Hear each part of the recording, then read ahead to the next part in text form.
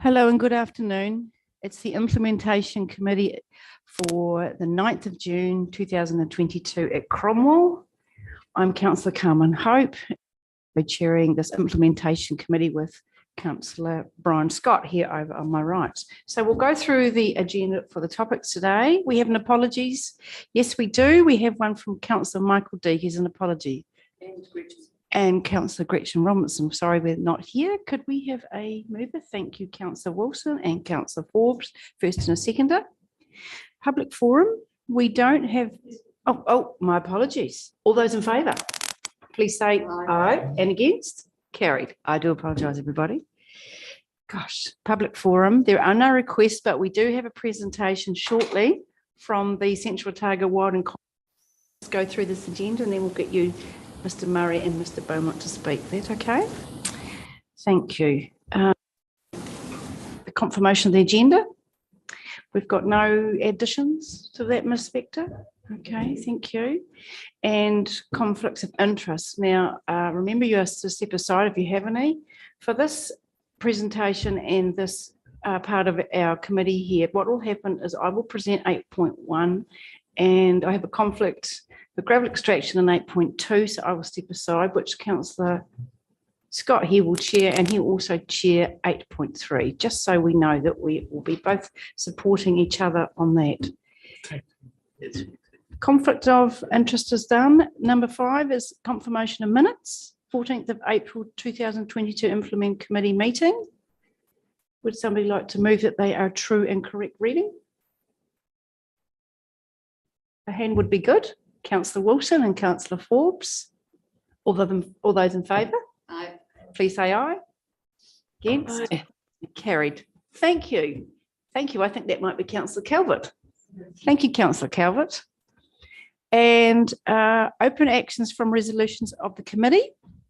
We have an action register at the 9th of June. Is anybody wanting to comment on any of those actions on this page? We have anything? Page 7 of our actions here. Yes, both in progress. Councillor Malcolm. A question we had. It does go back to slightly back to our minutes where we had a request from a request around the Tomahawk Lagoon to find out the responsibilities of the Department of Conservation. We never actually did. This is probably a question to you, Chair. We actually never made a resolution, but staff was to come back. We asked staff to come back with where DOC's responsibility started and finished on the Tomahawk Lagoon. Yes. And I see that's not noted as an action, but we never. So where can we reactivate that? Could we put that into an action? We need a resolution. Okay. Yes. It was noted in the minutes, so staff should be following up. Okay. So we just need to push that along, press that more. Okay. All right. That will be, is it Dr. Palmer? Okay. Yeah. Okay. Councillor Malcolm, would you like me to ask Dr. Palmer? That'd be lovely. Thank you. Right. Oh, later. Okay, thank you. Thank you very much. Anybody else have anything there from the open actions from the resolutions? No, we're fine. We're happy with that. We've got presentation here on number 7, which is 7.1. We've got the Central Otago Wild and Conifer Action Group, and they've got the annual report. So we have Richard Bowman, the chair, and Phil Murray, who's the acting program manager of the organisation. You're going to have the annual report to our committee. I've got you here, Mr. Phil Murray, and did we have Mr. Beaumont too? Are you going to come up as well? Okay, and I would just like to say that welcome, and I'd like to welcome all those that are on the screen that we just can't quite see at the moment. So if you're a councillor, if you're Pim Borum, our acting CE, interim CE, if you're a general manager, if you're a staff member, or if you're a member of the public, please welcome to this today. We welcome you, Councillor Brian Scott and myself, to implementation, and we'd like for you two gentlemen to now. Thank you very much. Right. Can you hear all right? That's the big thing, isn't it, I Phil? can hear well. You can hear great? Yep. Thank So you. I have, Richard here, who's very capable, Richard Bowman, who's our chairman. We're very grateful to have as our chairman. Now, I just summarise why I'm reporting to you. Regional Council funds us $100,000 a year. We implement the National Wild and Conifer Control Program in Central Otago, which the Otago Regional Council is fund manager for.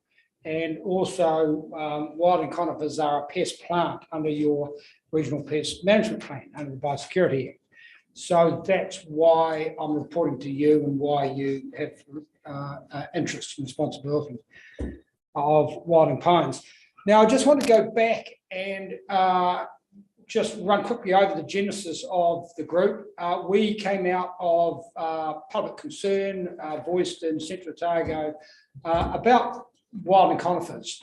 Concern from people in towns about wilding conifers up behind the clock. Concerns from farmers of spreading wilding conifers, threatening water supply.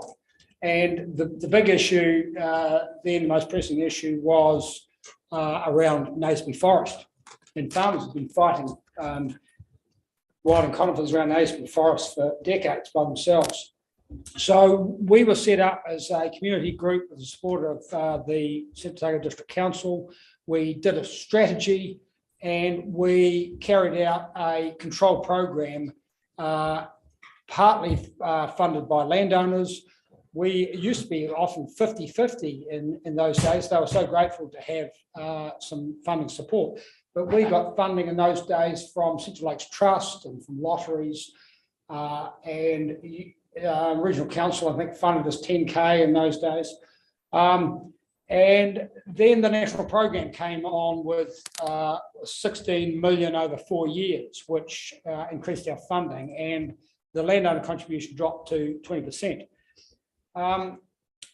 And we implemented that program. The regional, we were an operation up and running. So the Regional Council, who didn't have a program of their own, got us to run the program, and they did the same in Wakatipu. But there were other models around the country where the council ran the programs themselves.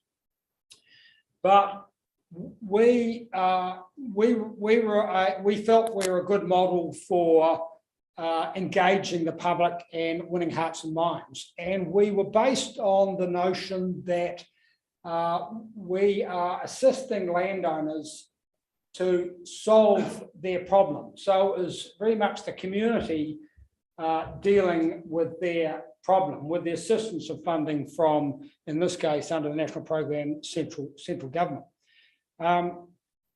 So it's a model which we have stuck with because of that ability to win hearts and minds. And it's a model that could be applied to, wilding pines is just one of many land management issues, and it's a model that could be applied to a lot of other land management issues. But that model, to be successful, needs funding support in the area of strategic funding for people like myself, project managers, and with the case of Wilding Pines, to assist landowners where they are being overwhelmed by the problem. And it also needs support from a regulatory approach to deal with those few individuals who don't want to participate in a program and undermine the whole program. And we have cases of those. So that's our background, and we've been operating since 2000. We started in 2013, and our first program was 2014-15. So it's always worth remembering why we're doing this, because it's these things we haven't and need to convince the public there's a problem. It's no use us out there killing wildings if the majority of the public don't think they're a problem. Otherwise, when the money runs out, nothing will happen.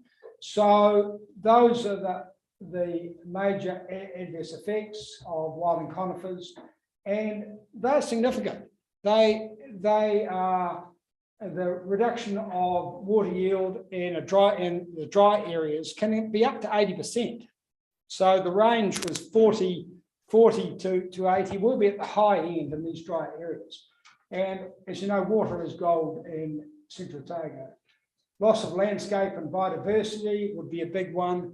What the wilding pines are part of is a process that's occurring in extensively grazed and unmanaged landscapes toward woody species. So we're in this stage where we can choose that phase of succession that's going on out there, particularly with lower levels of grazing and absence of burning in our landscapes, can either be an indigenous one, which is going to enhance biodiversity and landscape values, or an exotic one, which we're quite confident, and the ecologists will confirm this, and there's lots of evidence to show, will get stuck in wild and conifers, and it will not move on from wild and conifers. So it'll be pretty much a monoculture. In Central Otago, it becomes very much a monoculture, whereas in the North Island, pines do coexist with natives, but here they don't. It's absolute monoculture.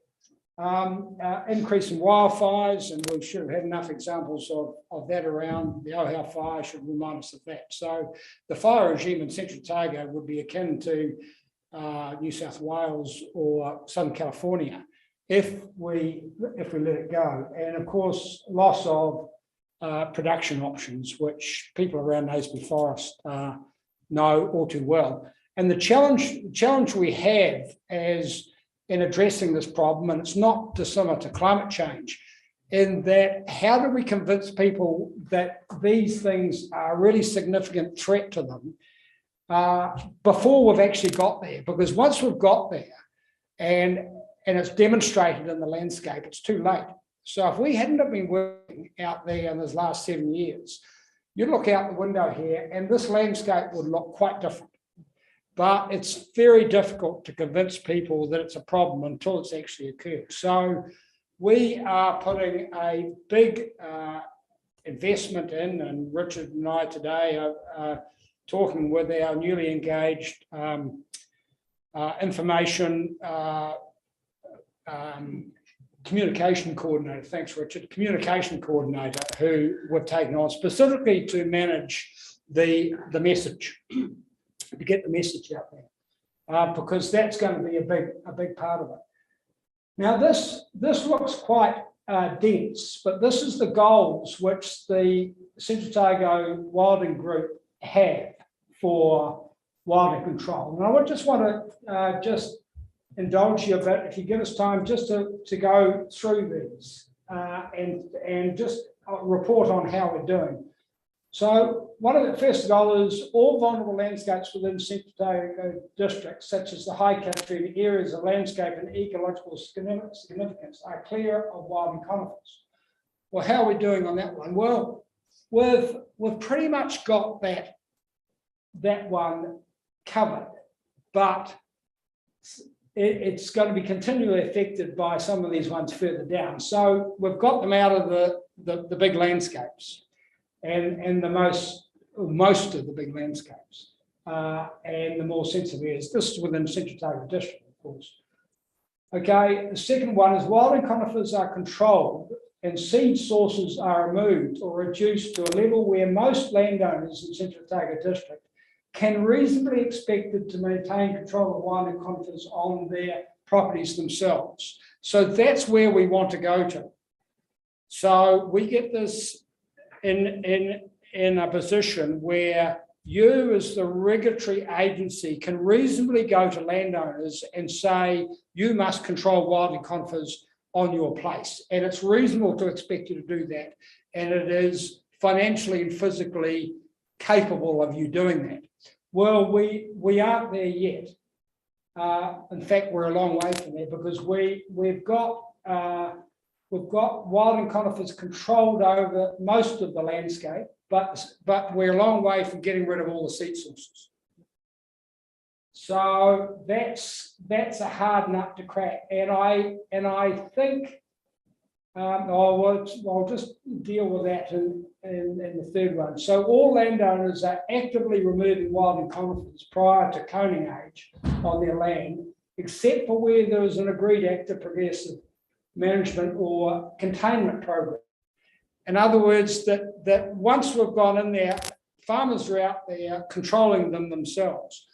Well, the report on that is that where we have been on farms and done control programs, I think for the most part, landowners, not all of them, but most of them are aware of the problem, and because they've invested in it, even though 20% have invested in it, they will come in behind and do the control.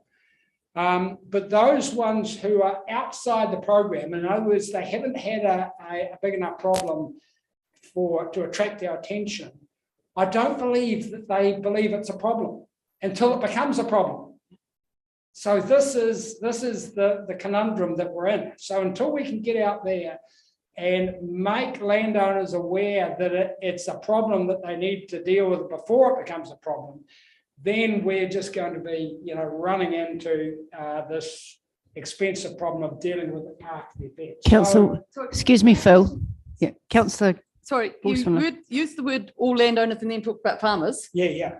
There are a lot of lifestyle blocks. Yeah. There aren't farmers, Yeah. and I just looked through Shadow Creek today, coming up here before you get to Shadow Creek and the developments up there. Lots of houses going in, huge amount of that land is full of wild and conifers. So it's not just farmers, but I also want to know what DOC's responsibilities are here, because they've got huge tracts of land where I don't see a lot of work happening. Sure. Well, DOC have been on to this for a long time. So apart from their Pinus ponderosas that are heritage trees up in Manhirakia, which spread seed all over the place, and the trees they have in the Kaibu Reserve, which they are dealing with now, they've been pretty good. They've been very good. So I'm over the border then. yeah.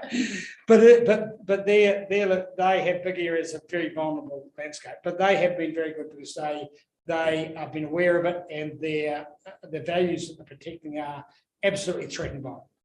So for those landowners where we've been in the program, we have got big buy-in. So farmers have been very quick to understand it because they think ecologically, and you can explain to them what's going on out there, and they will get it. Townspeople are another issue. They're going to be a hard one. So no new infestations of wild conifers occurring. I think we can tick that one off. However, there are some ones out here. I'll show you a slide of which. Excuse me, Mr. Murray. Is going to be a new. Mr. Murray, we have a question here from Councillor Calvert. You can't quite see Councillor Calvert on the air, you have to imagine, but we've got our very efficient and able, lovely Liz here, who keeps us all in line and all checked in. Now, Councillor Calvert has a question. So, Councillor Calvert, we have you, and you have the floor, please. Thank you. My question is, listening to your response to Councillor Wilson, is there somewhere sort of a map that we could see that shows where you think they're controlled and where you think there's problems and where you think that the landowners are or aren't on board, or so as that we can get the feel for where things are issues and things? I was interested that Councillor Wilson seemed to feel that DOC had some land that it wasn't really attending to, and your response, and of course you work, I guess the money comes to you from DOC, not from us actually, doesn't it? But you're saying DOC's been really good and they're on top of it. I'd sort of quite like to understand from a map or something, and I presume you have some sort of visual somewhere. If you do have that somewhere, I'd quite like to see how it's going and where are the problems and where are the good bits. Well, I don't want to get down to individual properties, other than to say that there are some strategic landowners who are problematic, who have wild conifers on their places that if we don't control will spread on to neighbours' places. Because of the fact that we haven't made a lot of traction in what we call our cultural landscapes, then all the surrounding country in the northwest is vulnerable to reinvasion. So we only need one big northwest in our current landscape patterns of planting, and we will get reinvasion. So the fact that we haven't got the seed sources leaves our whole landscape susceptible to reinvasion. Which is sort of why I sort of want to know where they were and if we had a general layout of them, because that isn't picking on anybody individual, but if it's clear that some areas do have a problem compared with others, then yeah, look, you make a very good point, Councillor Calvert. I'd like to refer to the map. Look, we have a lot of visual, a lot of spatial information, but we have not yet compiled it into the sort of map you're describing for the public. Now, we are about to embark on some public messaging through the new communication coordinator role. And I think one of the things we need to do is to actually paint that spatial picture of the areas where we've got things under control, the areas that still represent risk to us, and to give everybody a clear idea of where we're going. So a good point made, and I think that's definitely an issue that we can address. Sure. Yep. Thank you, Mr. Murray. We also have a question here. Firstly, Councillor Calvert, you satisfied? You've got no more questions? yes, I'm very pleased that that's happening, and I look forward to seeing it, because I think part of the way of getting through and the hearts and minds, sometimes it's hearts and sometimes it's minds, and sometimes it's actually a wee shove from people around them saying, oh, hey, you're a laggard here, and perhaps, there's no point the rest of us doing it if you don't get onto it. So sometimes a wee bit of gentle persuasion from neighbours and things is quite a useful thing too. Thank you. We've got Councillor Laws here who has questions, and while I know we're slightly interrupting, I think it's great there's questions because everyone's interested. Councillor Laws. The next item after you today is titled Environmental Implementation Quarterly Update. And one of the issues that we're looking at here is rabbits and the implementation of our pest management plan. Now, I'm pretty sure wild conifers are in the pest management plan. Yes. So I'm struggling to understand why, if you strike, so I'd be interested in your feedback, if you strike an issue with a landowner who is refusing to do anything about the wild conifers on their property, and you've identified it as just, let's say, a major seed source, the Otago, you could inform the Otago Regional Council and go out and say, you are responsible, it is a pest, we treat it like anything else. Okay, well, that I can deal with that. Therein lies the problem, and that one, we have the rules are inadequate, and what the rules say at the moment is that you've got to control wild conifers on the place, which sounds very hopeful so far. But then it's got if you have been part of if you've had public money spent on control in your place. So it's a perverse incentive to go into the program. So if you haven't been part of the program, you have no legal obligation to control wildings on your place. So that's So kind of you're identifying the pest management plan as the problem. yes, rules in the pest management plan are one of the problems. The other side of it is, that's kind of the big stick, the heavy end of it. There's another side that we've got to get working, and that is our working in coordination with the regional council staff in going and talking to farmers and letting them know what the rules are, inadequate though they are. Most people don't know that wild conifers are a pest plant. So there can be progress made on that, notwithstanding the weakness of the rules. Oh, we've got plenty of communication staff. I'm sure they could assist you in that area. Well, yeah, well, that's something which I think both of us can do. Yeah, yeah, exactly, yeah. Could I maybe just make a comment about the rules? In my former career as a regional council employee, I was involved with the development of the whole regulatory structure around biosecurity and wild conifers. It's been very difficult to come up with effective rules for wild conifers. And I have to say a lot of it's because there's been pushback from, particularly from industry, about dealing with the externality issues. And I'm afraid there's no regional council in New Zealand that has what you would call an effective suite of wild and conifer rules. However, we do have some rules, and I believe that they can be quite effective in certain circumstances if the community and the regulatory agency work together to actually get an outcome.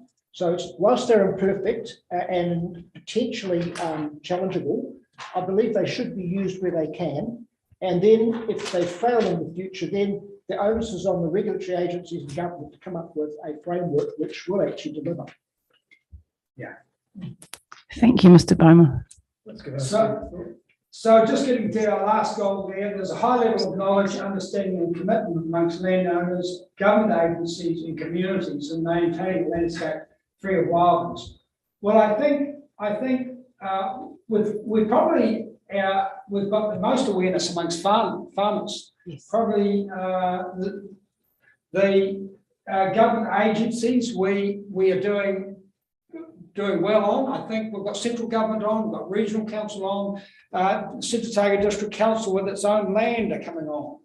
So we're doing well there. But in the urban communities, we have got a long way to go. And in those lifestyle blocks, in the cultural landscapes, we've got a long way to go.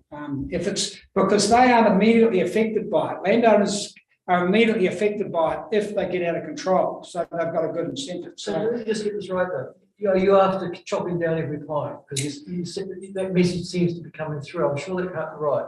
No, well, no, that isn't right. So we do need to, and this is alluded to before, we do need to identify where the high risk sites. So we've done this around Alexandra in the half mile just out of town, Central Otago District Council Reserve, but because it's on a high takeoff site and they're blowing off over the river, we wanted to get rid of that. So that's a strategic area. So we're going to be very strategic about where they need to come out of those cultural landscapes. So it's a right tree in the right place. It's not a sort of ethnic cleansing the landscape of conifers. So we've We have a question, Mr. Murray. Mr. Murray, we just have a question here from Councillor Callagher. Yeah, sorry. That's all right. Just my question was because it's almost the key part of the whole program was around from the onset. You know, the need to do it and the will has always been very good, but you've always had two very defined factions. There was those that were willing and then those that weren't. And those that weren't were never going to change their thinking unless their properties changed hands. Yeah. So there was probably a need to be identified that the regulatory situation needed to be strengthened for those critical areas that are defined as we must deal with these areas because of high seed source. Then we actually need the regulatory ability to be ready for that so that they can act. And until we are actually able to do that, then you'll be left with this situation of those people who will flatly refuse and will continue on to do so. Absolutely. And it's our That's job. the situation. It's not fair on you. Yeah. Yeah. So that is the situation we're in. Sorry to butt into your presentation. This is No, very guys. Well, I think the thing about the pest plan and with wilding pines, if you take contortia, for example, and I sat on the pest plan hearings and we had submitters coming in from parts of Central Otago saying they spent a lifetime establishing a shelter belt of trees and they just happened to be contortia. If we brought in a rule and said, remove all contortias across Central Otago, for example, or across Otago, you would take out those shelter belts, for example, and part of the reason for under number 3, what basically we're asking those people to do is come up with a management plan to ensure that they don't add to the problem. So that's how that was managed. So it was a juggling act to try and get rules that were practical and workable, and recognise the difficulty in establishing shelter belts, for example, in fairly harsh climates. So that's a sort of bit of background. So if you are focused on getting rid of contorta shelter belts and getting contorta out of forests, then you would have a big chunk of the threat. And then you're down to some strategic properties who have got, Pinus radiata and Pinus nigra that spread quite badly in Central Otago, but not like Pinus contorta. Yeah.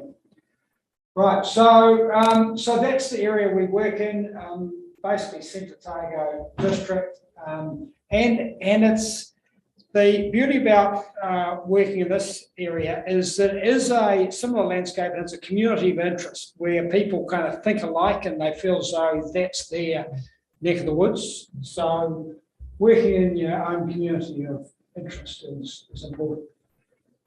So we implement the National Wildlife Conifer Control Program, and in Otago, we've got a bit of a unique model, which we strongly support with Wakatipu Wilding, because it's a community up, but it needs that regulatory support and it needs funding. And we've got 2 years left of the 100 million that was provided by central government, and we're going to be lobbying really hard to get that funded, because if the money runs out, we don't believe we've gone down the hearts and minds track enough that it'll get done without funding. And it's going to need funding for a long time. It's a long game. So these are the types of landscapes we've succeeded in getting the trees out. There's trees scouted, that's up the Pig Route. The Pig Route Road is down the bottom of the hill there. That plantation there has been removed, and the next slide, that's down on the other side of the road. So that photograph was taken up in the background there. Those are trees down on the Pig Route, and we've got those. There's quite a few Pinus contorta up in that too. Most of those are Pinus nigra, and those I'm pretty confident came from Naseby Forest and one wind event, because these are the same age as the trees up on the hill, and they're all the same age. So it was one, and Peter Hoare, our ex-chairman, could remember the day that this occurred, when he said that windscreens have been blown out of cars coming over the Pig Route. Wow. So these big wind events spread seed all over the place. So that's a cattle board planting up on Mount Dasher, and that's cost us over 100K to get rid of those trees there, because that was taken a few years ago, but they had spread well up to the right up to over the track up in the right hand corner in that photograph, as thick as hairs on a dog's back. So that's been a very expensive exercise, but I think it's money well spent. If we hadn't done that, that whole game would have been lost on the Kakanoas.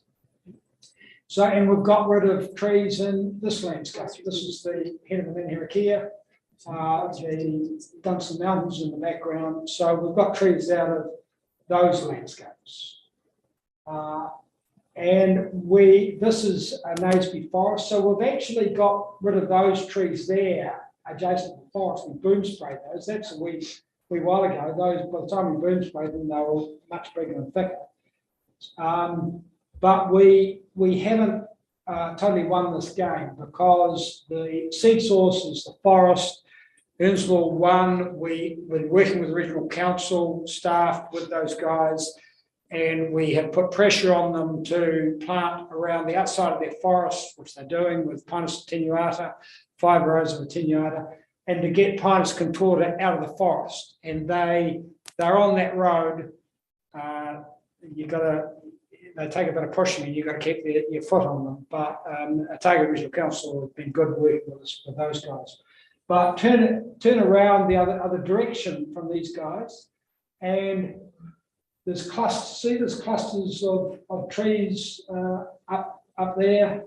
And there's a mob of sheep in there. And this does remind you that grazing does assist with controlling wildlings, but it's not a panacea. You've got to get quite high grazing loads. You've got to get up around somewhere north of 5 stock units a hectare to actually be that effective. And even a block that's got 5 stock units a hectare, it's going to have parts of it that will have 7 and parts that will have 1 or 2.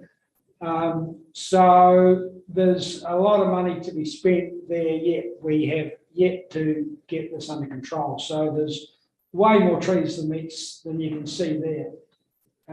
That's the same. That was behind. That's on McMillan's at Naseby. There's a massive trees in there. And you can be sure that when you walk up in those tussocks, there'll be a lot more than you can see. Now this is up behind the clock, and we have got a partial. We're halfway there. Well, probably a quarter of the way there. We have up to that gorge, nothing station. They have come on board, and we've had one cut over there. There's a massive sedums come up through there, and we need to get them on board next year. We've got fundings. They wouldn't remove their plantations, so they're still a seed source.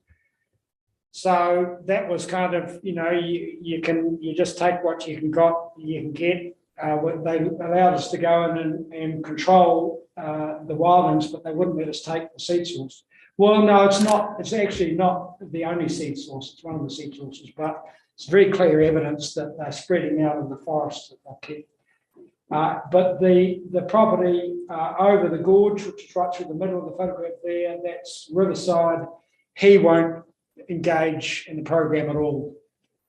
So he won't. He says he's controlling himself, but he admits that he's losing it.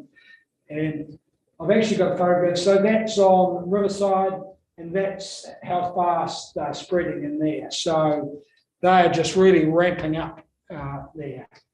And you think they're just scattered. If I go back, they look pretty scattered on Riverside, but this is the close-up. So you go for a walk through it, and it's way more alarming than it is at a distance. And it's a bit frustrating because you look at behind the clock, and it's all clear behind the clock, but to the right you've got trees all over the place. So this is Cambrian. We've got them off that landscape there. A lot of trees on that landscape. This is Dunstan Burn Station. They are not interested in doing anything about those. That's straight. Graham Sidney will tell you about those trees. He looks straight into them. And they have spread there in the last 10 or 15 years from. That's not a plantation. That's not a plantation. That is not a plantation.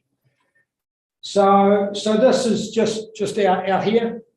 And this is the sort of spread. And the seed sources, this is the challenge we've got in front of us too. And they have spreading right up on the hill there. Fortunately, they are Pinus radiata, but still you can see Pinus radiata do spread, but they're not Pinus contorta.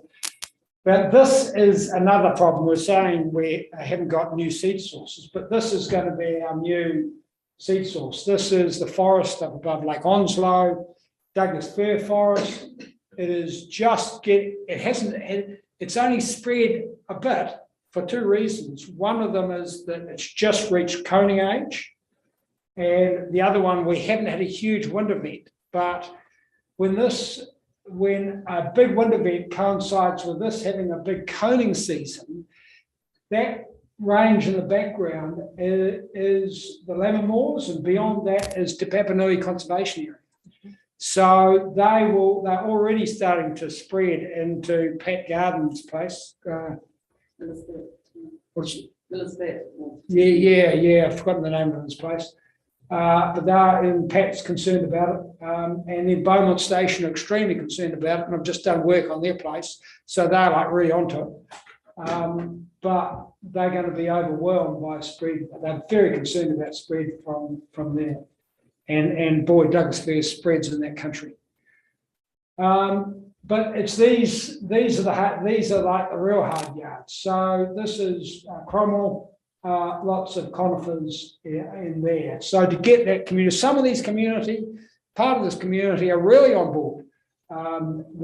People along the river there are really with us, and some people aren't. So you've got to get the whole community on board. So that's what we are going to be investing in, and that's a big part of our job. So this is that's Cromwell up there, and you can see the spread and like that. They're trees we've got, and you can see the line of spread from Cromwell in line with the northwest, and trees spread across the lake.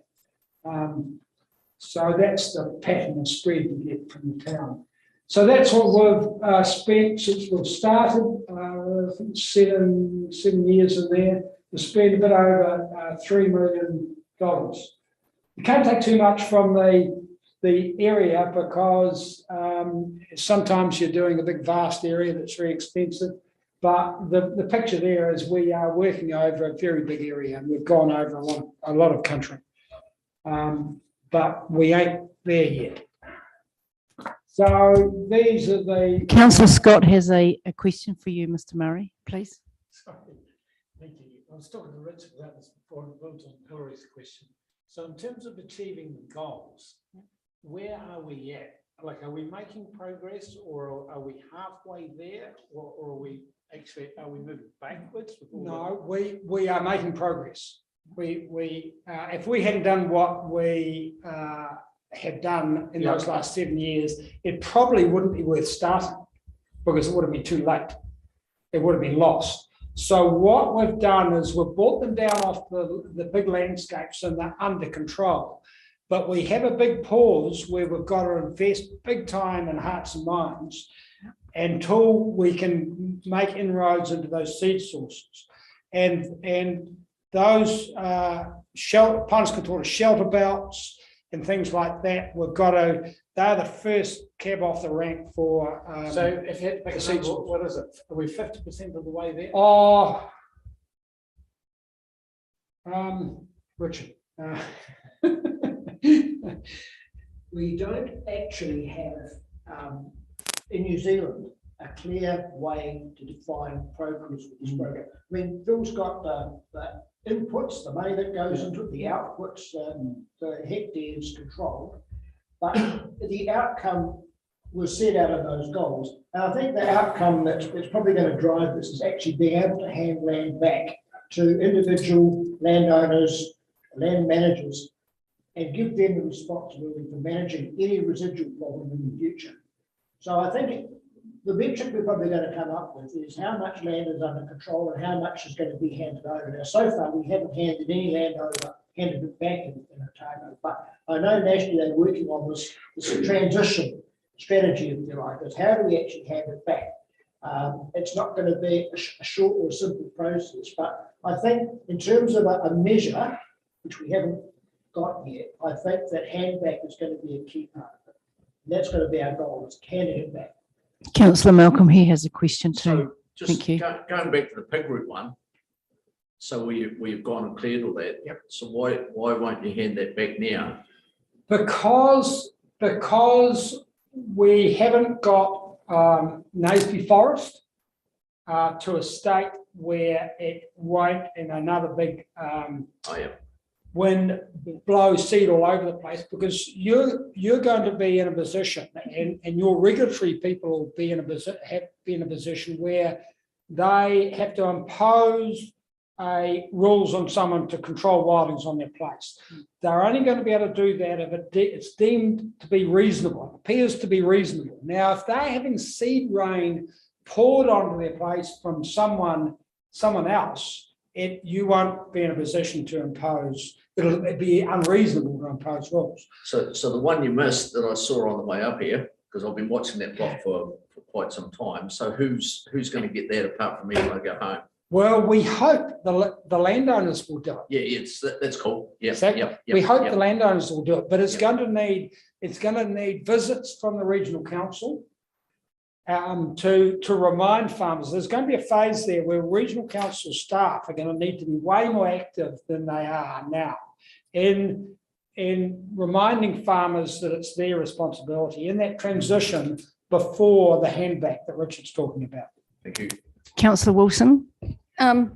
I'm interested in that view because I think where the farm environment plans will go is that there will be a working stream in certain areas of Wairon pines being the priority issue, and in which case I think that there will be an active participation in resolving some of those issues, and it will work towards that, I hope. Yeah, but yeah, so you are aware of that and you understand how that may work, sort of, with Yes, catchment yes, groups? yes, and I see this, I see Wilding Pines fitting into that model perfectly, catchment, farm plans, catchment communities. Yeah, great. That you're leading. That's where the model is. What's the seed life of what's the life of a seed? Well, the Udo Benneker's science was 3 years, but in Central Otago, it's kind of 5 years, and it can be as long as 10 years. But compared with gorse and broom, it's a pushover. Yeah. Because that's not long, really. No, 100 years. So it only 5 years, you've got most of the seed is dead. Especially after a season like this year. Yeah, exactly. So it is quite achievable to get on top of it. It's different from gorse and broom. 70 years in the ground, gorse and broom. Yeah, there you go. Thank you. Please continue. Okay, so non-compliant landowners, the handback problem, and the need to protect our investment. So those are the big challenges, and these are the solutions. Knowledge that leads to opinion change, that leads to behaviour change. So it's going to be very much hearts and minds and knowledge, and more effective coordination between the National Control Program and the Regional Council's Land and Water and Regional Pest Management Plan. So it's not only Regional Pest Management Plan, but it's that model that you're talking about, Kate, that needs to get up and running to deal with these. So it's just part of a suite of land management problems that needs to be seen as part of. And how the Regional Pest Management Plan has some significant gaps, and that's pointing to the weakness in your rules, Regional Pest Management Plan rules. So that really does need some attention. Mr. Murray, question, last one. What do you see as the perceived incentives? What can you see as the incentives at the bottom, the very last word? The incentive is that there is money there, right, from central government to get an 80% subsidy. That's the incentive. But if in taking the incentive, they put their heads in a regulatory noose, in other words, they're required to control it, it's kind of it works against you. So the suggestion that we made in our submission on the Regional Pest Management Plan, that the council notes that at some point it will regulate that all landowners have to control their wildings. So it would be an indication that there was a window which you could take the program, and if you didn't take advantage of that window of taking up the program, you're going to have to do it anyway. Yeah. So that's what we're advocating. Thank you. They didn't, staff did, or the council didn't take our suggestion. So that's I'm going back. So that's pretty much it. So long-term funding is critical, and we'll be looking for continuation of your funding, which we're very grateful for. That pays for the project manager and is going to be paying for the communications person. I think you get really good value for your money, personally. And this model we run is really good for hearts and minds, and that's a big part of it. So I think we've got the right model. We've got to work on community knowledge, but we need that regulatory framework. Thank you, Mr. Murray. Councillor Laws has another question for you. Hearts and minds. Yeah. I see you getting some pushback now, Sandra. Yeah. From there. Yeah. People like trees. Yeah. It's really that simple. And if only pine trees are their choice and they've got something to look out as, it's better than nothing. Yeah. What, is there a movement, say, listen, we need to take these down, but we can replace other exotic trees or native trees, fast growing exotics that could be used to replace those trees? Well, that exercise was 101, how not to do public engagement. Because That was there CODC running that. Yeah. And they admit it, you know, I don't think they'll mind me saying this, but if you're going, what we're doing is transitioning a landscape or asking the community to transition a landscape that provides amenity. These trees provide amenity. You can see why the early settlers planted it, because the indigenous vegetation didn't provide a good amenity for living amongst because it's so short. So we are dependent on exotics. They just got the wrong one. So what we're asking them to do is transition their amenity plantings from one that spreads to one that doesn't spread. So that plan at the half mile should have come hand in hand with, hey guys, we want to remove these trees that we acknowledge provide you amenity, but we recognise the amenity they provide, and we're going to have a budget for transitioning it with amenity with different species. So you're absolutely right. But we don't have that budget now. Well, the central target, the community there objected and went, we objected this, and they had a fair case that when it came down to it, the CODC were going to remove them and didn't have a budget to actually replace them. So now I think they're going to get that right, hopefully. Eco-fund, you couldn't like. No, thank you. Thank you. Councillor Wilson, you want to just add a little No, piece there? Eco-fund has a budget for planting out of wild and control sites. Yeah. With And exotics or natives. no, it doesn't have to be natives. It can be leylands or something that's non-productive, seed production. Yep. Yes. We've done a lot of work. We've done work with Mokihi here. We've worked with Haiata, these are local community groups. Yeah, but McKinney is only planting natives, isn't it? Yeah. Plants. Yep, but that sort. But if the council wanted to sponsor planting exotics, it doesn't have to be natives. I'm glad to see that. Yeah, it doesn't have to be natives. Thank you very much, gentlemen, for your comprehensive presentation to us today. Your 6 goal points, the point of a cone coming to age and a big wind event, what it can show. People probably just don't realise what we've got here on our back door and how much of a threat it is. It seems to me that rural folk are having to do it because it threats their livelihood, whether it's water, whether it gets in the sheep's wool, that sort of thing.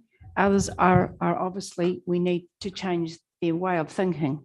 And I appreciate that very much. We have a lot to take in today as councillors, to take back to think about for our peace plan, and we appreciate all the work you've done and that we've been able to continue with the funding. So on behalf of all of us from the ORC, thank you very much for presenting. Thank you, Cameron. Cheers. Thank you. Thank you, gentlemen. And while they're doing that, we'll crack on here if that's okay, because we're just number 8.1, which is our environmental implementation quarterly update. And I'm just, as I can see Councillor Calvert up there, but I'm just looking for the rest of the staff, which probably would be Dr. Palmer coming up there. Thank you, Dr. Palmer. I think we'll have Andrea Howard, Miss Howard here. And let's see who else we've got. Is she not here? Is it just, oh, let's have a look here of our ORC team. We've got quite a lot there. And what's going to happen, as I suggested before, Councillor Scott, I will present 8.1. I'll sit out for 8.2 and you do 8.2 and 8.3. So we'll crack on here, but I'm just waiting to see if it's Dr. Palmer. Is it all right if I just wait to see if it's Ms. Howard? While we're doing that, I'll just quickly talk about this because there's quite a bit to go through. 8.1 is to provide a quarterly summary of operation implementation activities undertaken in areas of freshwater, biosecurity and biodiversity. This report complements the annual plan quarterly reporting, includes details of projects underway, the milestones achieved within these projects and wider business as usual work. We have 2 recommendations for noting on page 10, 1 and 2, and there is Ms Howard. Good afternoon, Ms Howard, how are you? Very well, thank you. Good, lovely to see you. I think for the purpose of this, if you wouldn't mind, because this is so comprehensive, gosh, we have so many pages on this, there seems to be 33 all up. Would you mind if we took it in stages? As you've alluded to the report, the first part is environmental implementation summary. Perhaps if we go through each stage, would that be right? And it gives everybody a chance here in the chamber and those also that are on our Zoom a chance to comment, ask questions, so forth. Would that be right with you? I mean, you're welcome to Ask obviously questions, introduce the please. port. Not Yes. comments. Well, we can, sometimes questions can be comments too. So I just thought we'd get underway with that. Ms Howard, is there anything you want to say just before we start on the first, which is the environmental implementation summary? No, thank you. Okay, alrighty. So obviously, Andrew, Ms Howard will take this paper as read. And on that, we'll crack on. On the first part, environmental implementation summary, which is from page 10 onwards, we have a great map. We go right through. Does anybody want to comment on anything between now? Okay, so first of all, we have Councillor Laws, please. It's the same question I ask all the time. It's fine. Okay. That record's good. Good on you for doing the rabbits. So the question would be. Are you on Councillor Laws? I'm not trying to be picky. Oh, Are you? sorry. I'm just. It's just Doing the easier because environment. it's such a big chunky. Oh, I can look at the executive summary of 12 and 13 if you like. So it's Please there. do. Yeah, that'd be grand. Yeah, Okay, go for it. alright, Yep. We'll use that. Thank We'll you. look into that one, go for it. which is page 9, paragraphs 12 and 13. Thank you. You got that one, Andrew? Yeah, I'm sorry, I can't hear you very well. Actually, Oh, I think it's Do you want because to come over here? of the preface. And we're a bit far away today, Ms Howard. He's just going to grab that. There we are. So let us know if you can't hear Andrea, won't you?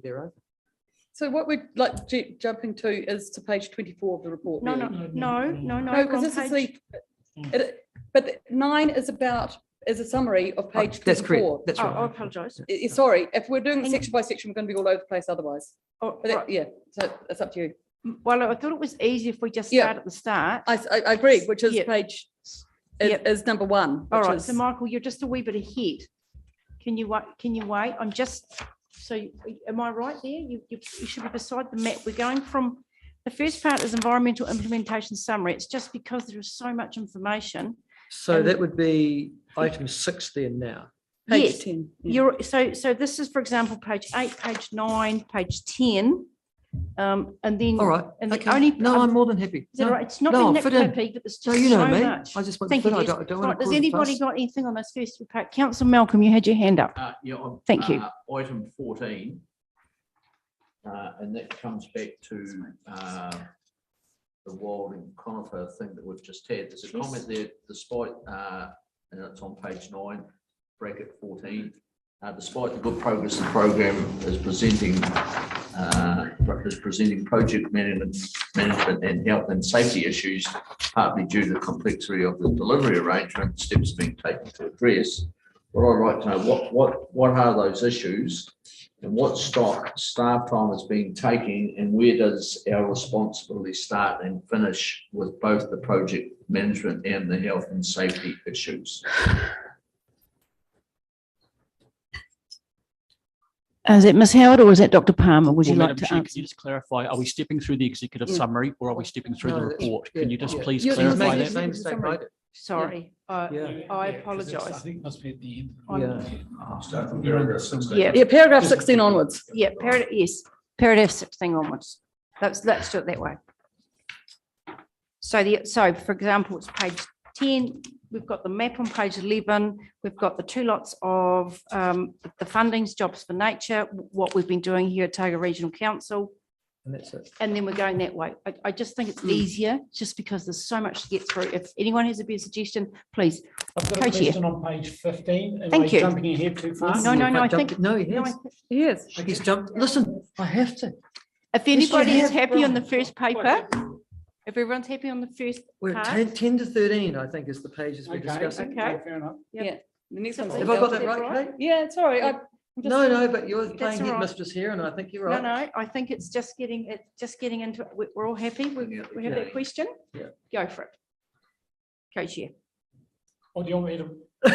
Yep, you had a question? I'm allowed it. Absolutely. Ask Kate. Okay, page 15. Yep. We're on to two. Paragraph See, 25, he's chuffed it. where it talks about the integrated catchment management program is currently being progressed and includes representatives from environmental implement and policy science strategy. And I'm just wondering why in certain instances, engineering is not involved in there as well. It just seems to me, in some of the key rivers, for example, they talk recently about the Silver Stream and the Faroes, where it'd be quite good to get that integration. Anyway, so that's the question in terms of integrated catchment management. Do engineers pop in there from time to time, or is there a rationale why not? Through the chair, I can answer that. So we've got two groups. We've got a sort of a reference group that's representative of all of the different functions of council. But I can appreciate that's quite a large group. We've also got a smaller project management team. So engineering is obviously a very important part of that, and they are part of the wider group. But in terms of the nuts and bolts team, that's confined to those subject areas. But of course, we do have a general manager of operations who happens to also be an engineer that's overseeing all of the work anyway. So the answer is yes, engineering are involved. Yeah, okay. Well, that's good. I hope they are. Yeah, thank you. Thank you. I've got Councillor Malcolm and then Councillor Wilson. Yeah, so on that same topic, and now that I'm in line with councillors and on My target, apologies. on page 14 and 15, under integrated catchment management, the governance structure, everyone else seems to be mentioned there in both 24 and 25, but we've got no mention of catchment groups, who I thought would be reasonably important to get things going. So they just don't appear. We've got Okua, we've got Te Marama. Where's our catchment groups? Through the chair, this is the internal establishment team. So it's an operational ORC focus. So we're not at the stage of finalising a framework at this point. So we would definitely engage with the range of stakeholders, but at the moment, this is the establishing what it is that ORC would like to see and how we would like this to be developed. So all of those people will be consulted in the future and possibly have already been informally with through my staff. But this is just an internal team that we're mentioning here. There'll be a full paper that will be brought to you about our integrated catchment management process in the 29th of June. So that'll have a lot more detail in it. Yeah, so before that comes to us, will that have a sign off that it is workable for catchment groups to be part of that integrated catchment management program, that it fits in with what the community can actually do? Through the chair, no, because we would be seeking your input into that process before we went out and consulted on it. So we're asking to tick something off that you're then going to take to the community to see if that will fit in with them. Through the chair, we'll be asking for your input into our thoughts about how we might approach this and what it would look like. Yes, before we would take that further. That's correct. Good. Anything else, Councillor Malcolm, on this part?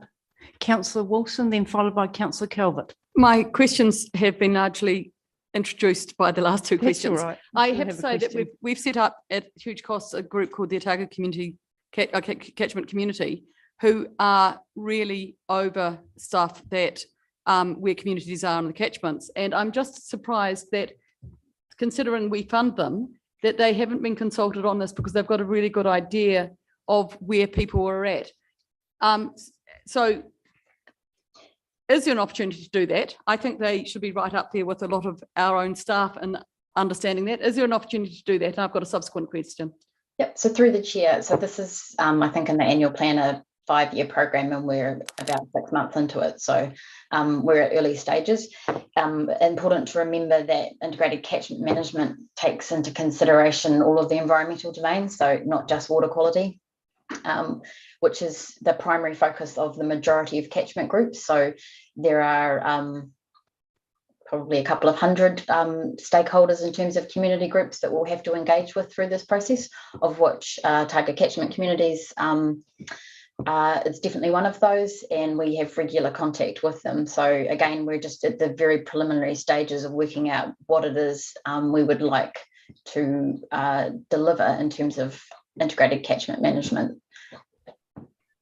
A slight frustration. I'm just wondering if we're internalising this creation of a framework, overly internalising it, because I'm really surprised with your comment that the catchment groups are primarily about water. I've certainly had people who've got themes of heritage and others on wilding trees, and that's why they want to be in catchment groups. It's certainly not by, in my experience, that it's all about water. They're conduit for a whole lot of and recreational pursuits and assets. So the question I've got for you is, if we develop internally a framework which is or has been bypassed by the catchment groups already, who've got and worked out and figured out their priorities, is it possible that we're going to miss the value that we could be adding by working with those communities?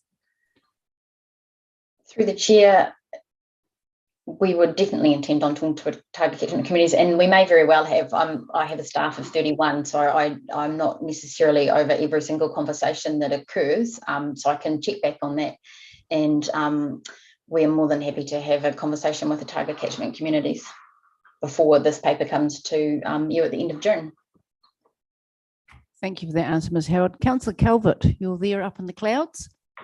Yes, my question is sort of similarly around this question. I look at 24 on page 14, and I suppose I'm partly confused a bit by being called governance, but that this includes ensuring and things. It seems to me that either it's an internal group, operational internal group, which therefore wouldn't include us and wouldn't include any partners, or it isn't an internal group. If it is not an internal group, I would expect it to then have mana whenua as partners and catchment groups as partners, and possibly even governance as understanding what's going on. So I'm just trying to understand whether that is intentionally an internal group, in which case it doesn't have any partners,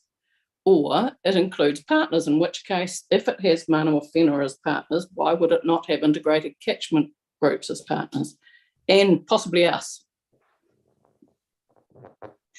Through the chair, it's an internal group, and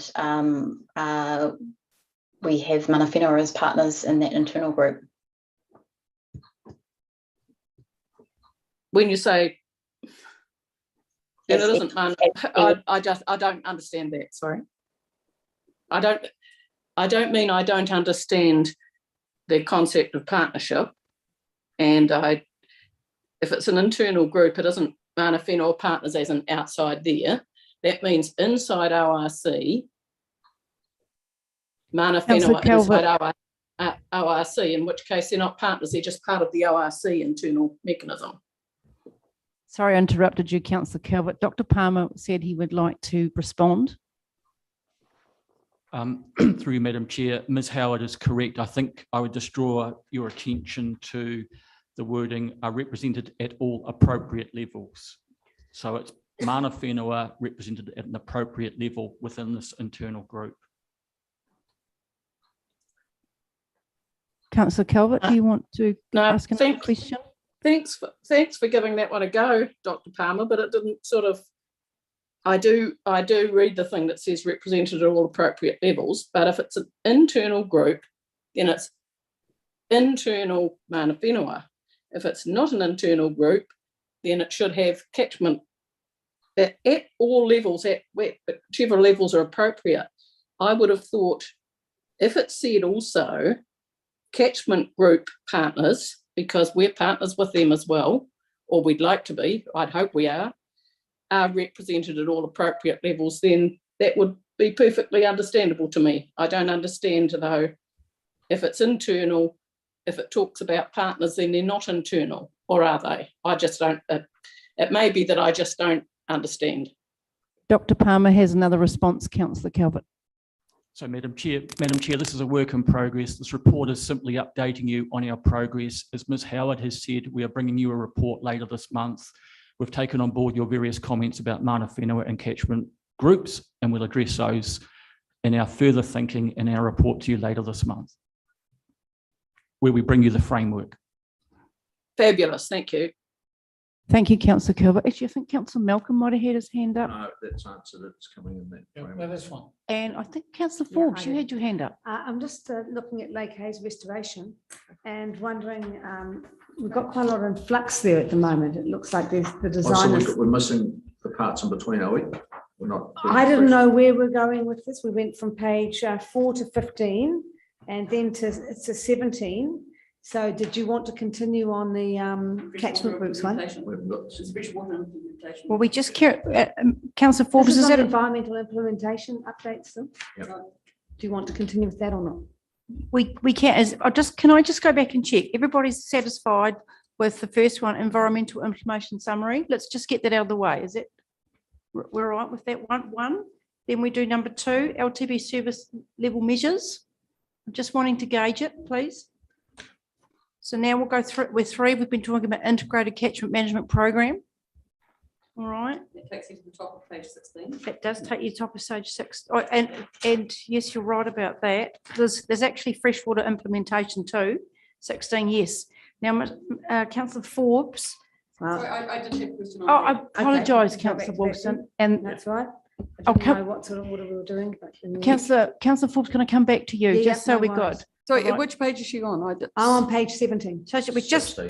got at Yes, 16, she if that's does. okay, and then we'll go 17. Councillor- And I could have asked this under one, but I wanted to do it under That's all right, the that's Jobs for Nature. It's a brilliant project. Great to be at the Marae the other day, listening to at Mana to Mana about this project. The only thing about this project is I couldn't quite understand is, and it's great to have the Marae up there involved, but why the East Otago catchment group isn't involved, because it is part of them as well, or it has a bearing on that. Through the chair, the East Otago catchment group are involved. Oh, they are? Okay, S- that's, I didn't see them there, sorry. Certainly, we have a question here from Councillor Malcolm on that. So what, they are probably unsure as to where they are involved. They're certainly not on the governance group.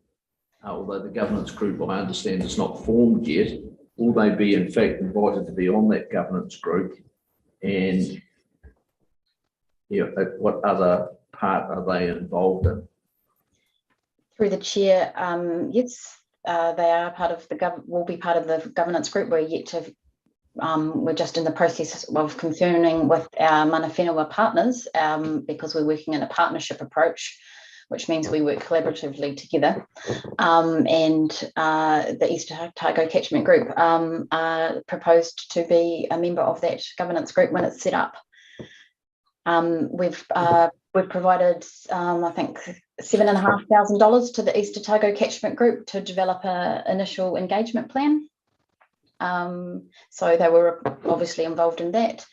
As you'll know, staff members attend their monthly or when we're invited to their project meetings. So we're again in the early stages of this project. There are a couple of other community groups there, and we plan on working with all of those community groups. Councillor Malcolm. So what is the holdup of forming the governance group in that? Look, I was at the East Otago catchment group meeting last night, and they have emails saying that there's delays in forming the catchment group. They clearly at this stage understood that they weren't being invited to be part of that governance group and are very unclear of where they sit in the whole process. Through the chair, so as I said, we were operating in a partnership mode, which means that we've had an establishment group set up, which is Mana Whenua and Otago Regional Council. We aim to have that first governance group meeting hopefully in the next 4 weeks. And as I said, East Otago Catchment Group will be invited to be part of that if they wish to.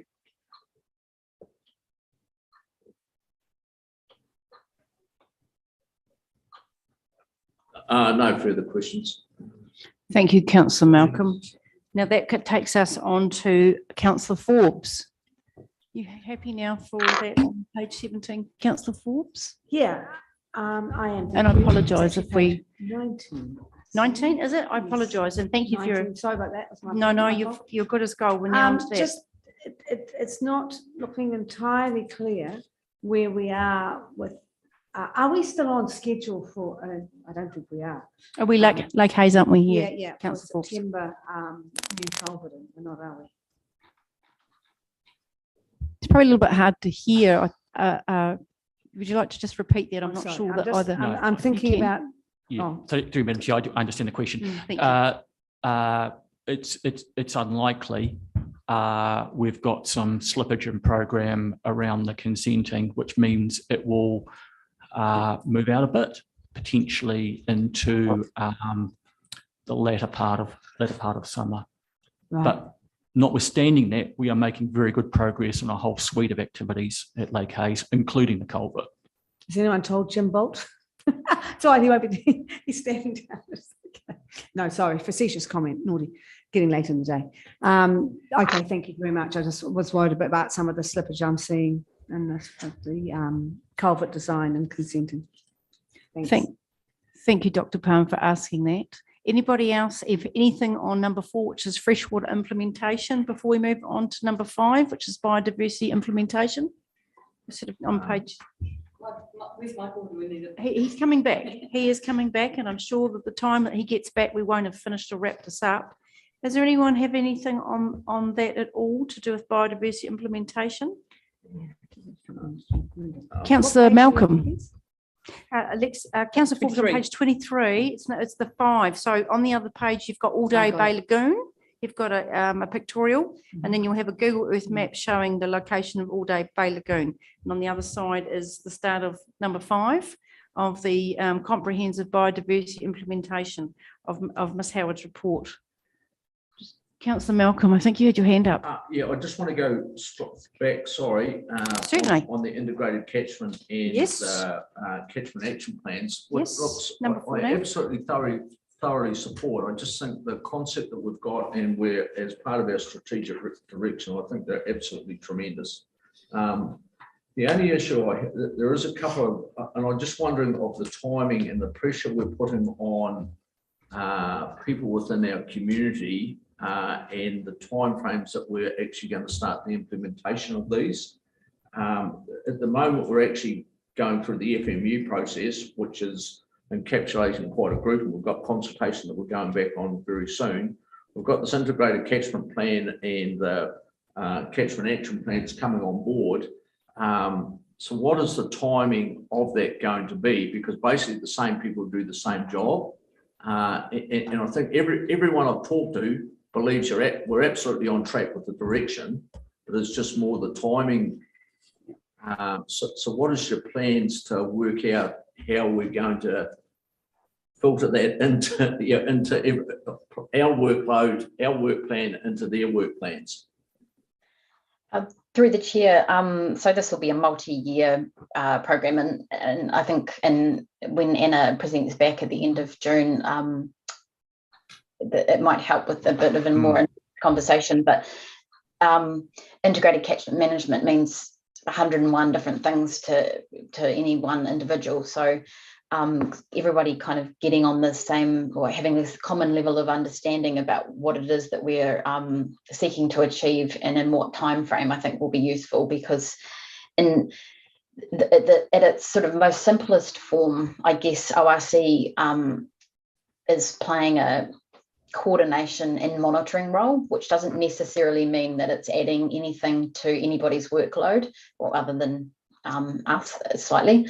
So it's sort of picking up all of the different activities that are already going on. It won't be that we develop this plan and we take it to the community and say, right, you've got to implement it now. So at the starting point, it's actually capturing all of that information and picking up existing processes like the land and water plan and the visions, and gathering that all into one place and working out, I guess, what the direction is and checking that we're going in the right direction. So again, that's not particularly resource intensive. It will depend on the community and at what point they're in terms of adoption and visioning and all of those sorts of things.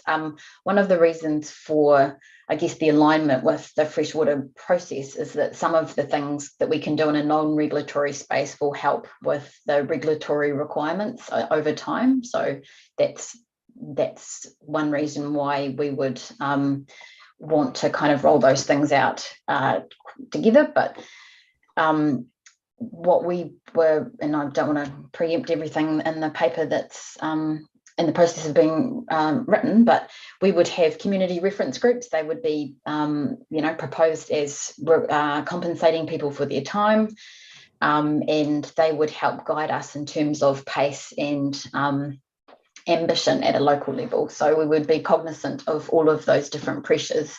If you look up at the principles that we're trying to work towards, it's minimizing any duplication that's both internally but also externally. So we're mindful of that. We know there are lots of different types of planning processes going on, and they're being led from different perspectives, I guess. So we want to make them complementary and, definitely try and avoid the duplication of effort, because people's time and energy is precious and finite. Thanks very much for that explanation, and we do look forward to seeing that paper, because if that's the sentiment, that's really, really good, I would think. Or just to follow up on that, there was just currently the catchment groups, we've got outside consultants going to catchment groups at the moment, and they're just wondering why internal staff aren't doing that, and that's questions about catchment stories and economic impact from LandPro, and then integrated catchment plans from AHICA, whereas they thought their local catchment advisor, I've probably got the wrong, someone from that team would be doing that, as opposed to engaging and paying paying outside consultants, when we thought we'd probably staffed up to a level where we could be doing that. So through the chair, I think there are two components to that. Without having any detail, I can't necessarily give you an answer right now, but there's a land and water process. So Anita's just popped on. She'll be able to talk about the catchment stories part, and then you might also be referring to some work that my team have going on with a consultant, but in that particular regard, they have only talked to 2 catchment groups. And the catchment group had the right to not to participate. So that might be part of what you're talking about, and I'll throw it over to Anita. Thank you. Ms. Dawes, welcome. Thank you, and through you, Chair. Sorry, Councillor Malcolm, I didn't quite hear the start of your question, but I heard catchment stories, and so I'll give you some information, and if you need more, just come back to me. But catchment stories is part of the economic program to support the land and water plan, and the reason it's being managed by a consultant is just resourcing. Right. And the AHICA one, the integrated catchment plan, will be a similar answer to that then. AHICA, and I think that is separate to what you're doing. Yours is, I understand your one, but the AHICA was about the integrated catchment plans. And I think they have just gone to 2, it's probably the 2 catchment groups in my area, and that's why I've heard about it. Yeah, and through you, Chair, they are under separate directorates and separate pieces of work, but I know that Kim Riley, who's leading the economic piece of catchment stories, is connected with AHICA, who are doing the work for Andrea's team. So they are connected up and they are sharing information. Thank you. Thank you. Councillor Wilson? I'm feeling very, very sorry for you because I think we're sounding critical, and this is because we're not. We're really excited and engaged with this, Andrea. So my question to you, and as part of the motion, is as you said, you know, everyone's got a different view of what an ICM is and how it's going to roll out. I think to question that in a public meeting sounds negative, while it may not be intended to be. And we may sound critical of your paper when it comes. I'm wondering if we will be workshopping that first so that we can get that, what makes it sound otherwise as critical, being just so that we can get all on the same page and understand how it's working. And is that possible, or does it have to be part of the motion if we were to suggest that? Dr. Palmer? I don't think there's a Ms. Howard question. Oh, yeah. Okay. And you have already workshopped it, and everything we're talking about today is everything we've workshopped with you, including how this synchronises with land and water plan and all of those things. So, and we have. I appreciate we have sat in a workshop where we've been told what the plan is. I don't think we've sat in a workshop where we can give some feedback as to what concerns that we may want to raise. And that's is a big difference about a workshop being talked to or being talked with. And I'm not saying that we haven't been talked to, but I'm not sure that we've all had a chance to feed into it, you mean? To feed into it of a developed framework. And that I don't want to sound critical at all to the staff, but I think we all come from a different angle and will want something to say about that. That's all I wasn't saying we hadn't been workshopped too. You just would love a chance for another one. So it was in a different feed. Okay. We've got that now. Dr. Palmer, sorry, on that. So she's made a suggestion, and did you want to respond? Yes, of course, Madam Chair. If you would prefer that we held off a paper and instead engaged with council via a workshop, you know, we'll obviously be guided by whatever council in terms of from a process point of view is what I'm saying. We're obviously flexible as to what would work best for you. Thank you, Dr. Palmer. Appreciate it. There we are, Councillor Wilson. Now, just learning back there, we've got Councillor Malcolm. Am I up to page 21 there? You will be, and I welcome back you, Councillor Laws, and we're up to page 21. So we just sorted the number 5 biodiversity implementation. The floor is yours, Councillor Malcolm. We're on the septic tanks here. Again, this looks really good. So we're developing both the stormwater education and the septic tank education program. That's clause 67, page 21. Thank you. So is that being designed for TAs to be relevant into their district plans, or what is the point of, where do we draw the boundary between what we should be paying for and what they should be doing? If we're training the TAs, should they be then putting that as part of their programs? Through the chair, this is for individual landowners who might, in terms of who have a septic tank. So I guess it's part of our toolbox when we go out and talk to landowners about issues and how they would solve them. So we are working closely with the TAs, and originally we put in a joint bid for government funding to help support this program with all of the TLAs and district councils, I think, across New Zealand. We were unsuccessful. So we've also got a mandate to a responsibility to, work in the urban area as well. So we don't want to duplicate responsibilities that should be done by the territorial or local authorities. So we'll be mindful of that. But predominantly this is for us to work with groups and individual landowners. Councillor Malcolm, you'd like to say more? Just in the next, thanks very much. And the next paragraph, just probably because it's just around the road from me and I'm unaware of it, the All Day Bay project that's happening, where would I go to find out more about that? There's a wetland project happening at All Day Bay for all the landowners around Bend. Through the chair, you could find out about that here or contact Dr. Palmer.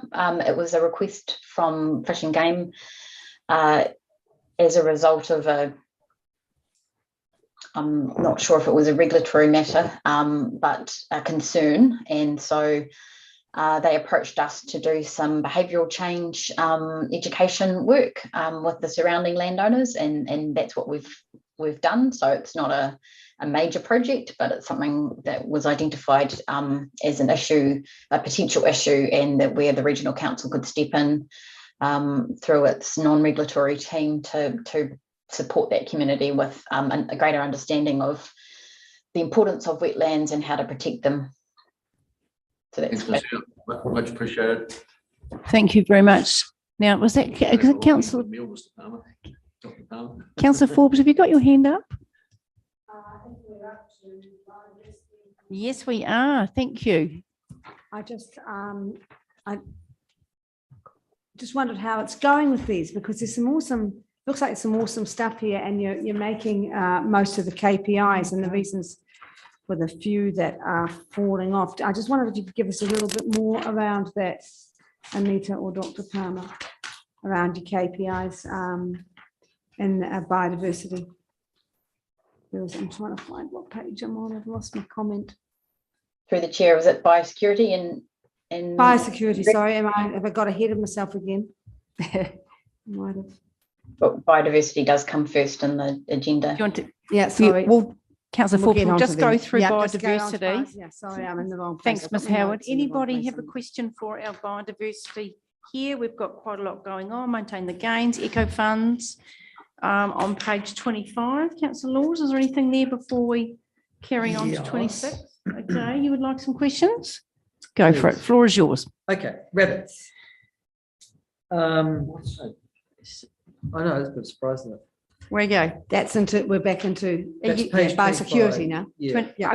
Okay. So just Paris. a moment. Paris. Just sorry, darling, just for a second. We Have I done just something wrong with you? no. We just carrying off the first part of the biodiversity implementation. We're just checking. Councillor Calvert, you've got no questions on number 5, biodiversity, which is on page 23. I'm just fine, thank you. That's fabulous. Now we'll switch over to biosecurity. Councillor Laws. Okay. Can we go into mine first, Oh, please? my 'Cause it's just ahead. apologies. Yes, you're right. So I'm not trying to cut in No, on you, but no. I'm onto number 6, Well done. paragraph 80, Go for and it. your one is further down about. I was going to do 79, but it doesn't. Well, go for it. That's in the No, other one. no. Let's let. No, Councillor I just wanted Forbes, to you have go some for it. discussion. We've got another 36 KPIs pretty much being ticked off, which is awesome. And I just wondered with the few that aren't going to make it 4.4%, and mostly related to Russell lupins. What's going on with the lupins and that Otago University thing? What is it? It's research project. I wanted to hear a little bit about that, please. Through the chair, so at least one of the 4 KPIs that we won't meet was because the KPI should never have existed in the first place, because the thing that we were required to do doesn't exist. So it was just a learning process and a mistake. So in terms of the student, we did a student helped us. It was back at Christmas 6 months ago now, so let me refresh my memory. In the Dart Reese, they were looking at how we could use remote sensing technology to map infestations, and so that we could then progress our program. And they provided some really useful advice in terms of and tested remote sensing techniques, and provided recommendations that nothing's perfect. You've got to also have human element in there.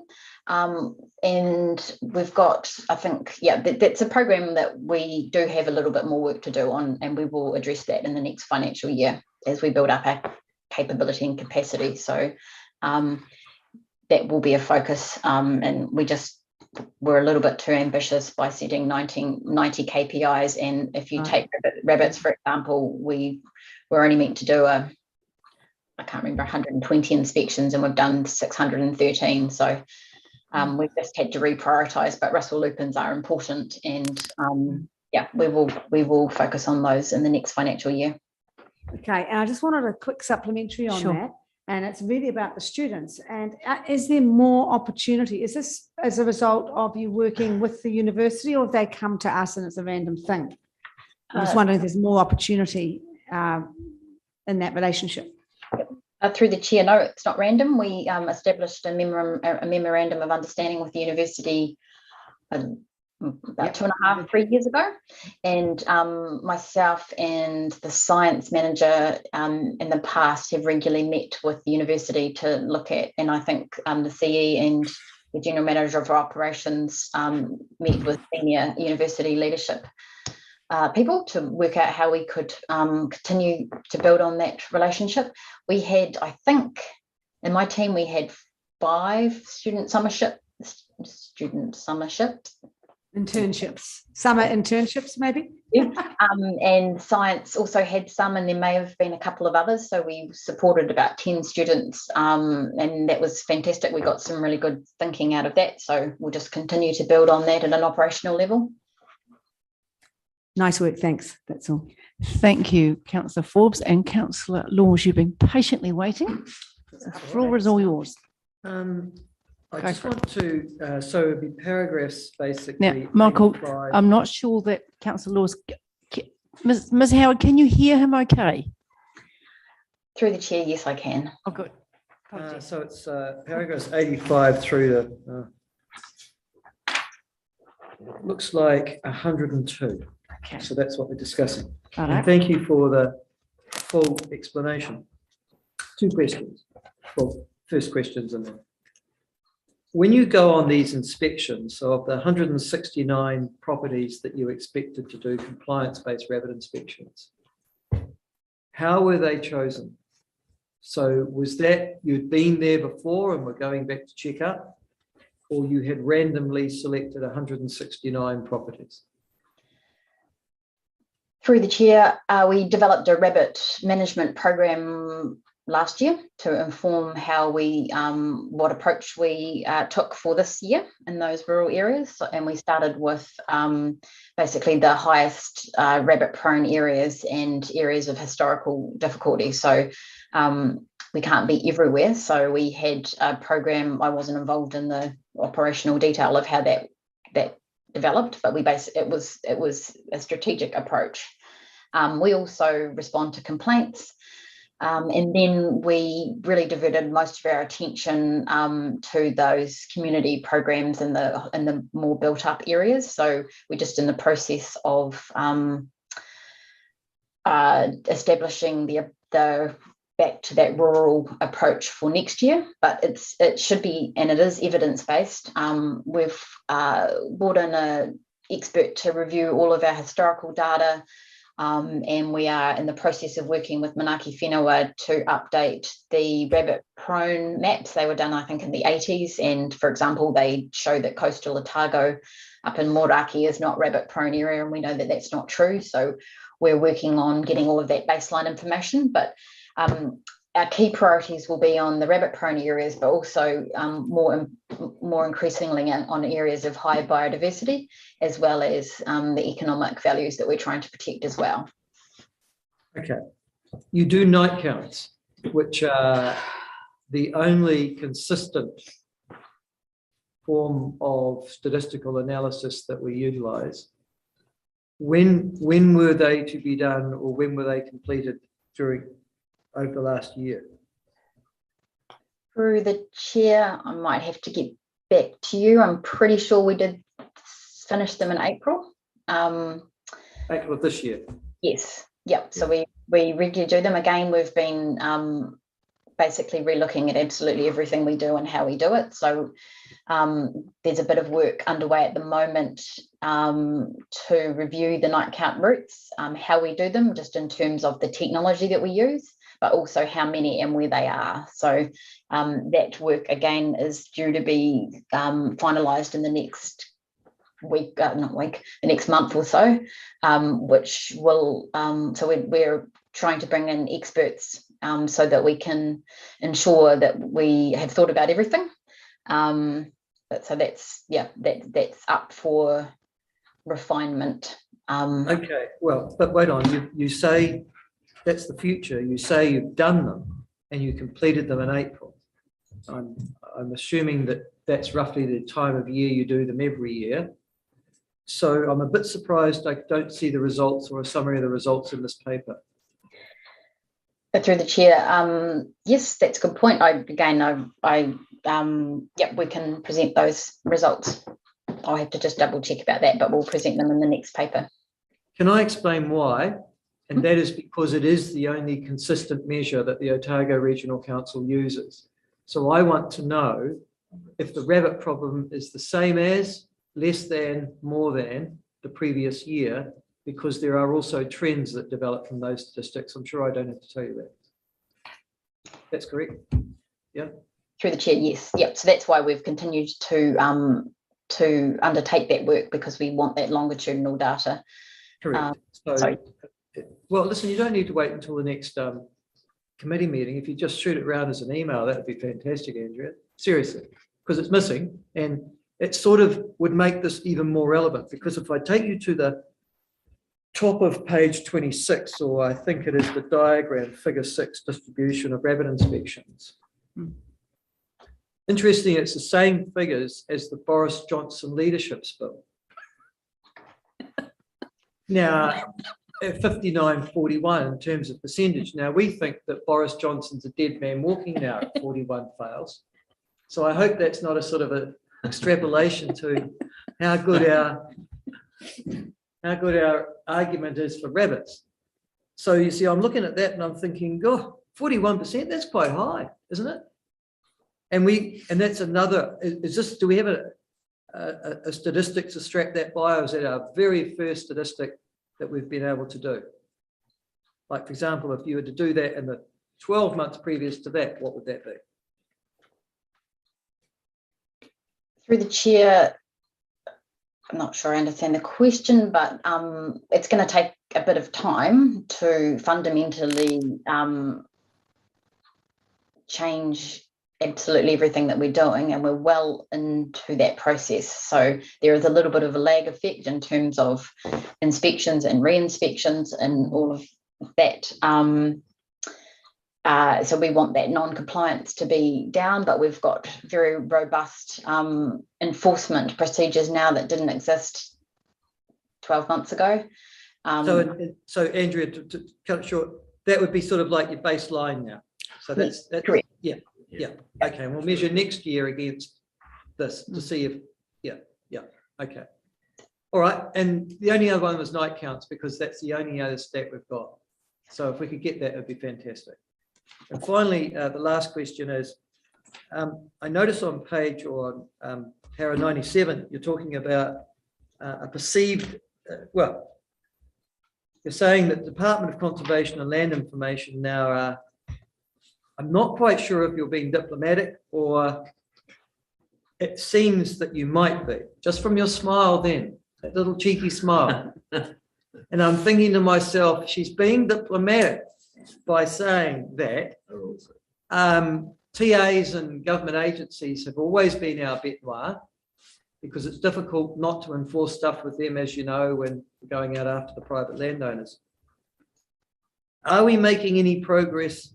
Yes or no, honestly? Through the chair, yes. In what way? We have numerous examples of, through the chair, sorry. We have numerous examples of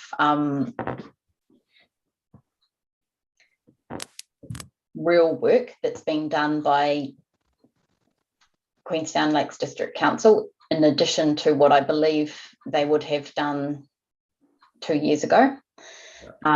We have the Department of Conservation. So first of all, they understand that they have a responsibility, and I believe they understand that there will be consequences if they don't meet that responsibility. For example, in Gidston, we have Department of Conservation sharing and establishing fencing and sharing costs with neighbours. So we are plugging all of those gaps, well, not all of them. We are progressing where there has been a more of a lighter touch of rabbit management that frustrates the private landowners. And by working in a collaborative way with all of the different landowners together at once, that sort of peer pressure, whether you're public or private, appears to be working. and there has not been any resistance in terms of anything that we've suggested or required. I mean, there's been a lot of discussion, and but yeah, so there are tangible things that have occurred as a result of public agencies' actions. Okay, are there any agencies that are not cooperating with you? Through the chair, no, I do not believe so. We still need to continue to work with NZ Rail, but nobody seems to have pushed back in the year and a half that we've been doing this proactively. So that's been fantastic, and we really appreciate all of their efforts. Thank you, Councillor Laws. Are you finished questioning? I have Councillor Brian Scott, I have Councillor Malcolm, I have Councillor Callagher, I have Councillor Calvert, and then I have Councillor Noon.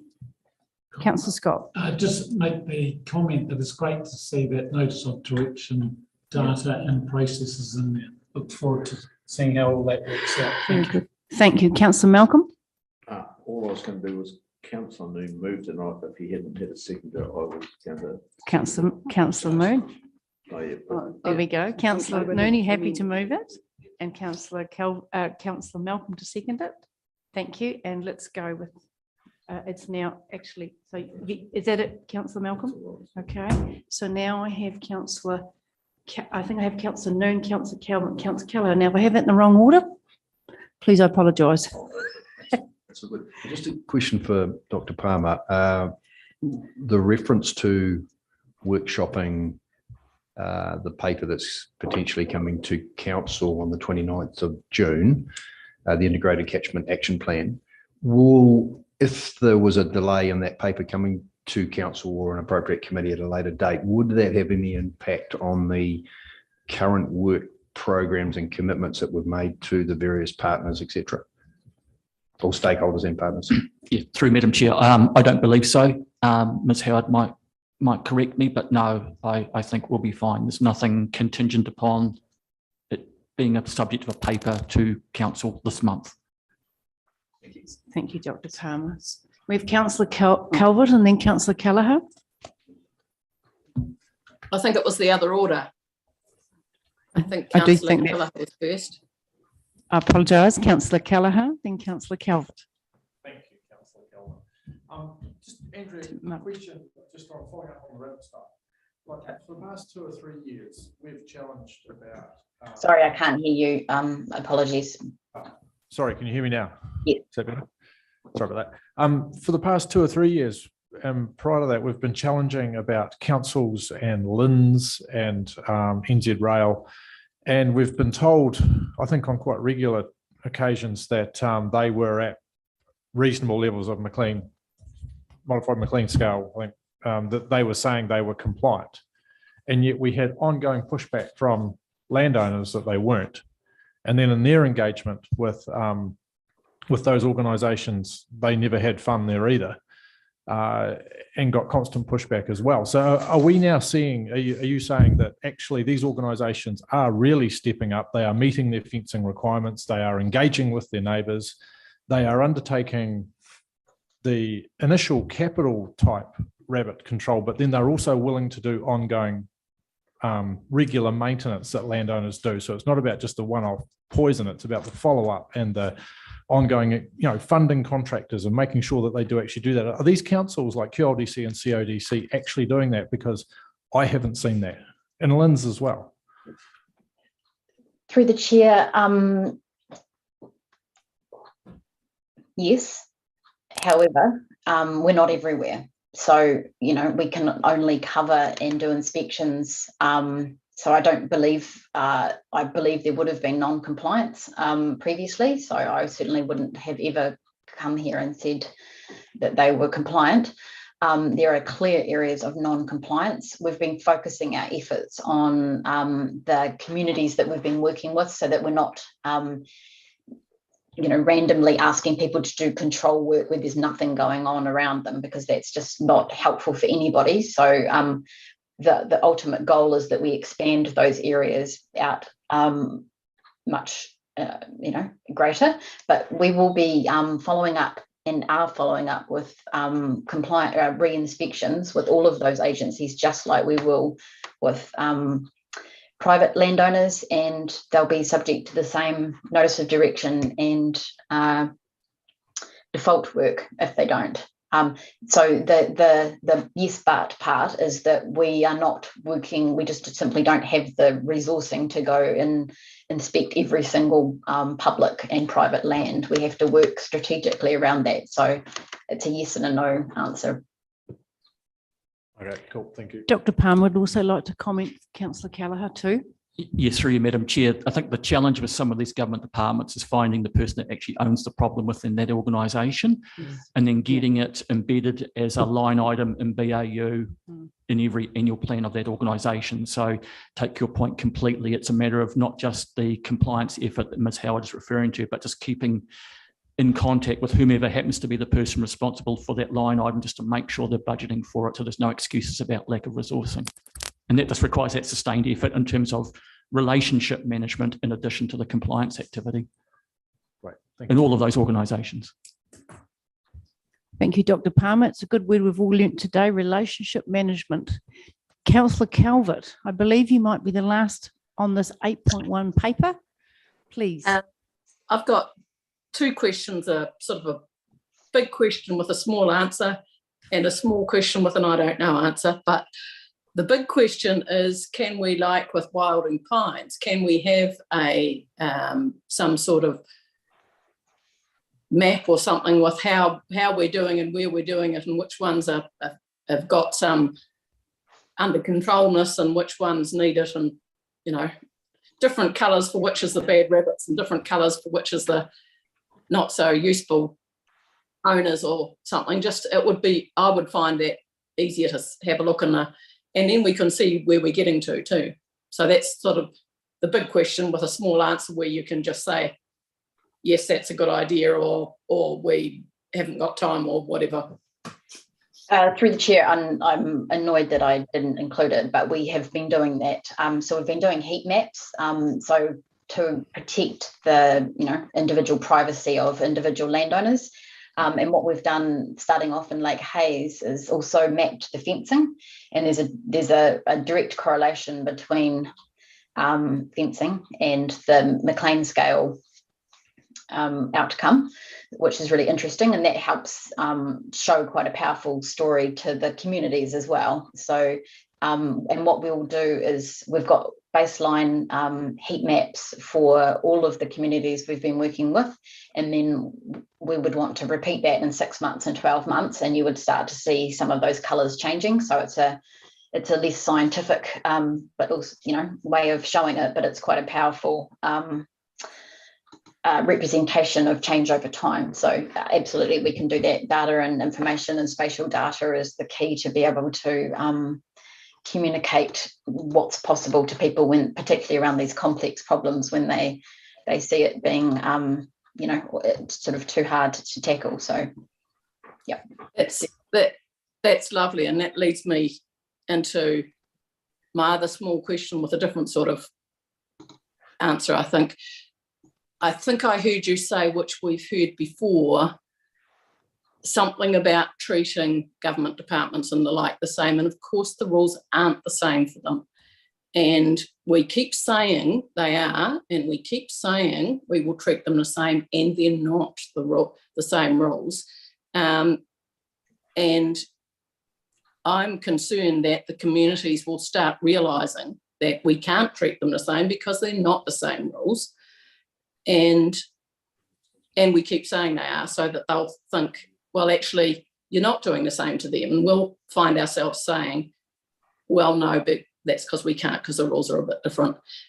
So I'm wondering whether to deal with that program in a proactive way, partly by actually clarifying that they're not the same whenever we put anything out, but secondly, by seeing if we can approach, once we find out who is the owner of the government department issue, how did Dr. Palmer call it? I'm not sure that, but anyway, the owner of the problem at their end, and seeing if we can get them to buy into the idea that they will behave as if they were subject to the same rules private owners were. So that's sort of, could we do it that way rather than just pretending they are when they're not? And the other bit of that too is that when you say protecting privacy, land ownership doesn't have any privacy. So we don't need to protect people's privacy if they own land. It's a matter of public record. And if we're doing maps about what people are doing, and the people who are in government departments and own the problem could sign in and say, we will behave like other people have to. We don't have to, but we're a good person and we will. Then we can be saying, hey, they don't have to. We can make a virtue of that and say, they don't have to, but they're going to. And once they've committed to that, that'll be good. And then the pieces of land that are owned by them. Do you see where I'm going with that? It is by way of a question as to whether we could take that approach. Yep, there's quite a lot of in that as private landowners. So that's a fact. Crown entities, so Department of Conservation, slightly different one. But because we're working in communities, the good neighbour rule, for the most part, can automatically be enacted because we are working with all of the, we're working at a community level, not an individual property level anymore. So it's very difficult, and we've redefined all of our good neighbour rule processes. So as long as those supporting neighbours are doing work, which generally is the issue, then we're able to, continue down that compliance work. So compliance pathway with the Department of Conservation, for example. So it actually, the rule isn't necessarily a barrier, particularly when we're working in a community level approach, because the other properties will be able to determine are controlling rabbits, which is the enactor, I guess, of the good neighbour rule. So that's the first part of the question. We can't, I just found the great map and now I've lost it. The compliance, we can't share individual property data, whether they're compliant or non-compliant. That would be a breach of the Privacy Act, but that's why we have a variation of that, which we can share. So, yeah, sorry, was there another component to that question? Yeah, so when you say compliant or not, you can say somebody owns this piece of land, and you can say there are more rabbits on it, as we've established, than there should be. It's not a breach of privacy. It's not a private thing, surely. I'm not saying I'm saying it's probably, there's a more finessed way of going down that place, but and I'm not saying you should plaster people's names all over everything, because once you've got a map, people can know. I'm just saying that as it happens, landowners aren't a private thing, whereas the rest of what we know, we wouldn't necessarily drop everybody in it by putting their names all over maps and things, but people can go and have a look and say, that's the Cromwell Reserve, that's the Kiwi Rail depot, or whatever. Yeah, sorry, the property owner is generally in the public domain, but their compliance outcome is not. So, yeah, they're two different things. I don't know whether I can share my screen, but I will just, this is an example of the map there. Heat map that we've done for Lake Hayes. So, and then that's all of the fully fenced, partially fenced and not fenced. So we can provide that information back, and that will also help show the changes over time. And sorry, probably not a good process, but just going back to Councillor Law's comment about the night counts, my more able staff member has let me know that we do night counts. So we in spring and late winter. So we've got the spring data. And we will be doing some coming up shortly, so we can circulate that. Thank you, Ms. Howard. Excellent. That's really helpful, Andrea. Thank Thank you. We only have a couple more pages of 8.1. Is there anybody else that would like to comment we have about the Wallabies? I'd just like to say that I think the signs are fantastic. I see one there just coming out of Ranfurly at Buckdray Road. And I see the other one out the other day in North Otago. They're brilliant. They're big, they're blue and yellow. They represent Otago very well. Well done. Good signs. And I was at a Merino New Zealand talk yesterday at Ranfurly. When we weren't talking wool, they were talking wallabies. So good to see that the community is out there and 100% backing us too. So I appreciate that. Anybody else want any more comments here on 8.1 before I close it? Okay, we've got two parts for noting, and we've had it first and seconded. Yes.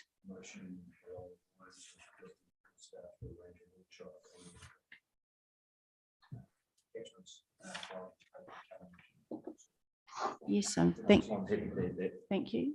Yes, Madam Chair, if I could just clarify the timing. So we're not Certainly. looking to bring both things together on the same day. There'll be a gap between the workshop and then bringing a paper so that we can then respond to the feedback you give us. Yes. Yes. Yeah, that's what I understood too. I just want to be really clear in Yes. terms of what you're expecting of staff, that you're accepting there'll be a gap and a delay in the paper to allow Yes. us to incorporate your feedback into the design and the paper. Thank you. And you got that too, Councillor Calvert, up there in the clouds of what we're going to do, just so you're clear Yes. as well. Yes, thank very you. much. So we're going to add that to that. We've got that. Okay. All righty. Well, let's put it to vote. All those in favour? Can I just talk to that first? So I apologise. My apologies. Councillor. Start now, so I Let's can't go. play golf. Yes, Um, of course you can. Firstly, on the paper, this paper is, what it's actually showing is that ORC is being resourced, they're out taking action, they're being seen, they're starting to be really, really effective. And actually, to our ratepayers and to our people, it's actually a quantum leap from probably 2 or 3 years ago. So I'm just absolutely excited about the direction that's being shown within this report. So it's very, very, very, very positive. And then when we look at this integrated catchment management plan, the purpose of the workshop is not to demean or diminish what the staff are actually trying to achieve there. It is just really to ensure that when we get to council meeting time, that because we all agree with the direction that it's going, we're actually really excited about it. And it would be great to walk straight into the council meeting and really push it and have absolutely great positive publicity about this, the way we're supporting this plan and the way we've got support from our public and from our ratepayers. So I just see this in a very exciting step with the evolution of ORC. So I'm really pleased to note this report and support the 3 motions. Thank you, Councillor Malcolm. Are there any other speakers? Well, before we wrap this up, Ms. Howard, you are a very, very diligent person, very diplomatic, as a staff of 33, and I understand from Dr. Palmer that you are leaving us to take up another position in ORC today. So this will be the last time I understand we'll see you in this capacity. So I'd like to wish you very well. I'd like to say thank you for all the work you've done. And I think that Councillor Malcolm has just echoed what great work you have driven in this team and your role. I wish you very well. I know there's a lot of staff watching here, and I'm sure they would all support what we would think, which is thank you for what you've done in this space. We wish you well in your new position, and thank you. We appreciate very, very much from all of us. It's really been lifted, and I think you've made a great thing about Quantum Leap. And diplomacy, definitely you are. Thank you. Here we go. And let's put it to the paper. All those in favour, please say aye. Against? Aye. Carried. Thank you. Mouth gather. Headgear on. Oh, yeah. Headgear on. My phone says give me 1 minute. Yeah, that's all you're For about. 2 reports. Yeah. You're going to wait? You're going to wait and see John? Sorry, we've got 2 more papers. Yeah, you know, these are changing chairs. Oh, sorry, apologies. Yes. Yeah, can I'm you? really excited by this next paper. I've just sent you an email. Yeah, I'll come back to you on that. I'll read it. No idea. properly and come Yeah, back no, to no, you. no, no rush. That's all right. I'll wait. No problem. Last year. Yeah, that's right. But I do want to say thank you for that because I'm really excited by it. Okay. Yeah.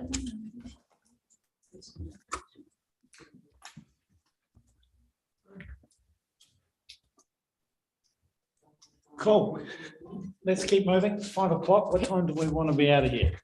I'm happy to move the next paper, Yeah, the next No, we've recommendation. got to give it justice. There's been a Yeah. lot of I'm not- I'm not. time into this report. I'm doing that for a Anyway, this is reason. the River Management Update Implementation Committee prepared by Brett Patterson, Pam Wilson, endorsed by Gavin Palmer. Are they here today, Gavin? Yes, Ms. Wilson and Ms. Mifflin, and Ms. Mifflin will have some of the rest of her team too, I think. Yeah, so it'd be quite, is it possible to put that on the? Hi. Kia ora. Hi. Hi. Hi there. Turn the light on.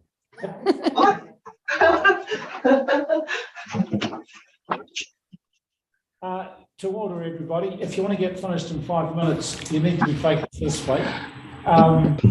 The purpose of this report is to provide a quarterly summary of the river management operational activities, including gravel extraction, consent, development of work programs, and the management plans for various plantings along river banks. There's some key points.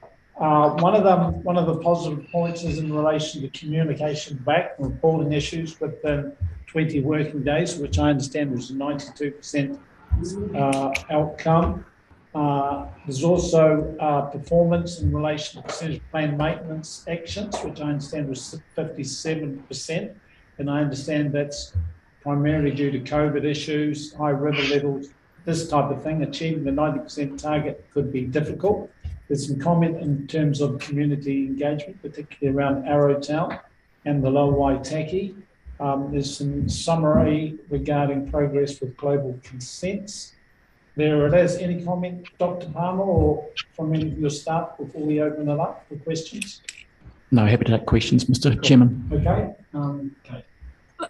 When I was moving it is because I think it's an outstanding report and really, really clear. And I just want to say, I'm really excited to see, as people will have heard me around the table talking about trees on the asset, as an asset management, I'm delighted to see that be picked up.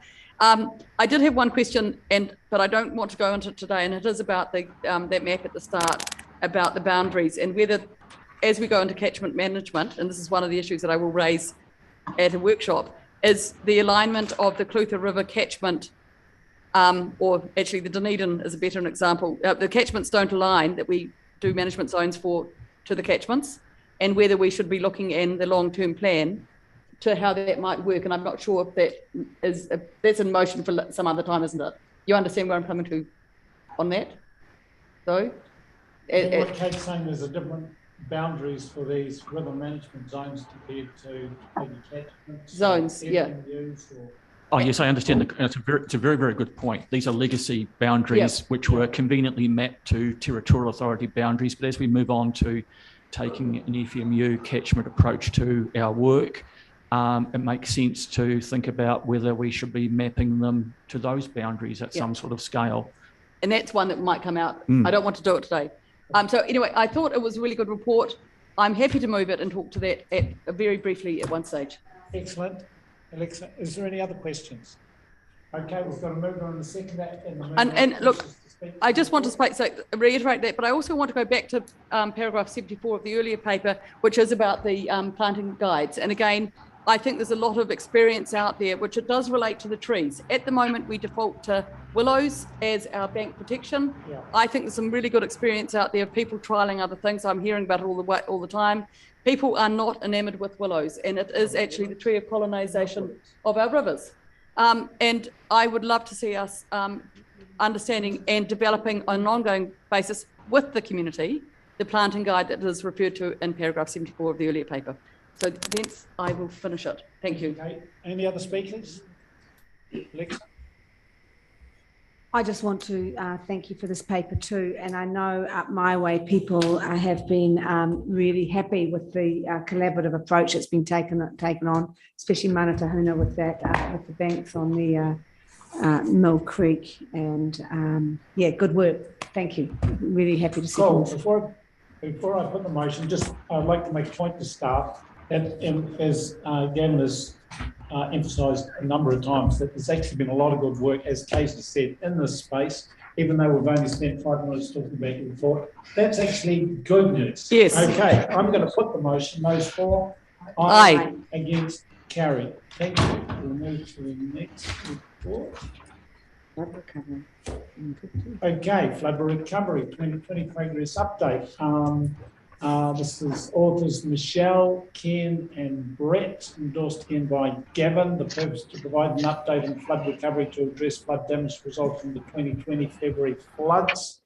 And I mean, there's been a lot of positive work. It says there are 35 flood damaged sites, 29 repairs have been completed, 3 underway and 3 have been investigated, left to monitor and repair if needed. The expenditure is on track, I think, for 3.9 million. We do have some funding in the shovel readings for 608 and the 598 from NEMA. And there is an investigation of options on the unbudgeted work, which is continuing. There it is, Dr. Palmer, what have I missed? I think we'll take it as read. I just wanted to draw the committee's attention to page 50, paragraph 47, where we just note that the nature of these works and these settings means that we are always going to be vulnerable to future expenditure and risk, particularly the Albert Town buttress. So this is just a risk that we have to manage. And so despite the fact that we are doing repairs and build it back better, there is still vulnerability there. Yeah, the pictures on page 56 of the Albert Town buttress in terms of access, I mean, it's up, so it is better, or is it the same? It's been built back better, but the problem at Albert Town is that there are, it's a bit like Glenorchy. It's the subsurface soil layers which are exposed to the river, which are very soft. Yeah. In the case of Albert Town, and are eroded, and then what is above it collapses down into it. It's a very, very vulnerable site. So we're just flagging that this is cost risk for us in perpetuity, basically. Cool. So where are we? Questions? Anybody? Certainly. Then Andrew and Alexa. We can't hear. Sorry. No, all good. Page 48, paragraph. It was the question around the NEMA money, and we picked up 60 or 70K out of 600 or whatever, because the rest hasn't been either spent or whatever, and we know that the government will be under financial pressure going forward. Is there any risk to that money, or essentially we've got a, dare I use the word, a government guarantee that we will get that money when we require it? I can lead that if you like. Yep, thank you, Michelle. Through the chair, yes, given Councillor Malcolm that the NEMA funding is through the government's insurance, I guess, provision, we don't have the same, I guess, risk associated with other funded projects. So, this is a national-wide, function that NEMA provides. So we aren't concerned at this stage with our insurance provision not being met. Sorry. Thank you. Andrew. Yep, thank you. That's Alexa, please. Now, Michelle, I'm just really concerned about the funding of these projects, and I know you're going to bring us a paper on that. But I mean, at Kinloch Road, what a major, and we contribute to that every time it floods. Albert Town, that buttress there is just going to keep going, as we've already talked about. And it's kind of like, at what point do we not do this? Or at what point do we have anything that has a gateway that says, okay, at this point we don't do anything, or at this point we do X, Michelle? Y, Z? Or Gavin? Yeah, maybe I'll kick off. Interestingly, the origin of our Head of Lake Wakatipu adaptation project was the Kinloch Road matter. And so, that was that very issue of saying, how many times do you need to repair the road before you deal with the bigger strategic issue of this general place? And are there better ways of dealing with the risk? And so the issue of Kinloch Road is a part of that wider adaptation project, which is why we call it Head of Lake Wakatipu, not just Glenorchy. It's those sorts of issues where we do need to think about is the road in the right place? And at what point do you ferry transport or other ways of getting to Greenstone? So those are all part of those bigger strategic issues. Unfortunately, Albert Town aren't too many choices. That's right. That's right. Just go back to Kinloch, and you've done a significant amount of work to actually understand the problems before we actually looked at the strategy, before we looked at the strategy. Yeah. Well, I hope we're not indicating that we're going to abandon Kinloch, have we? Because that's what I'm hearing around this table at the moment. No, it's not what I'm trying to say at all. What are the gateways? I'm just trying to cut through the crap and say is that, because that's what I'm hearing. Is there an option of abandoning Kinloch because it's suddenly going to get too expensive? It's not what I'm meaning. I don't think Michael. No, excuse me. Sorry, can I just make a quick comment on Kinloch specifically? The work that was carried out along the Kinloch Road was actually led by QLDC. QLDC reached out to ORC to ask if we would contribute to that reinforcement restoration work. The road and that kind of rock work that's occurring there to keep that access currently is QLDC's responsibility. We are in discussions with them regularly from an engineering perspective. They are looking at options, to sort of move away and look at other alternative routes to keep Kinloch. So I don't think we're abandoning Kinloch at all, and ORC was contributing to that solution. Questions? Well, it needs to be clarified. Yeah. Kate, I think it is. Thank you. Look, it's the costs of especially the flooding around Paratai, and it was a huge event, and I'm concerned about the fact that it's so late now. People have thought that they've paid their way to a certain extent, but and I just want to raise that some people had to contribute substantially themselves to get their places drained, and others had an assistance from the ORC, and it was done on I'm not exactly sure what principles that was done on. But when it comes to rating people and the future options, will you be advising us who had a substantial cost themselves to that, or to equalise that out, or is that not seen as being something that is part of that process? Mr. Chair, I'm not quite sure what the question is. So some people paid substantially for drainage on their place, or floodwaters on their place to be drained. They paid for the pumping and everything, and I think that went through the ORC. And others had that work paid for by the council. You mean we've supplied some gear? Or paid for it to be supplied, yes. Okay. And pumps. And yeah, pumps. Yeah. Now, I'm not quite sure on what principles those were done or what policies it was done, but I'm just wondering, will that be, some people will think, I paid for mine already separately, and they may be surprised to get rated or to be rated for it in arrears, and as suggested may happen or could happen in here. I'm just wondering how that has been messaged to the community, but also, or have I got something completely wrong in that? I can leave that.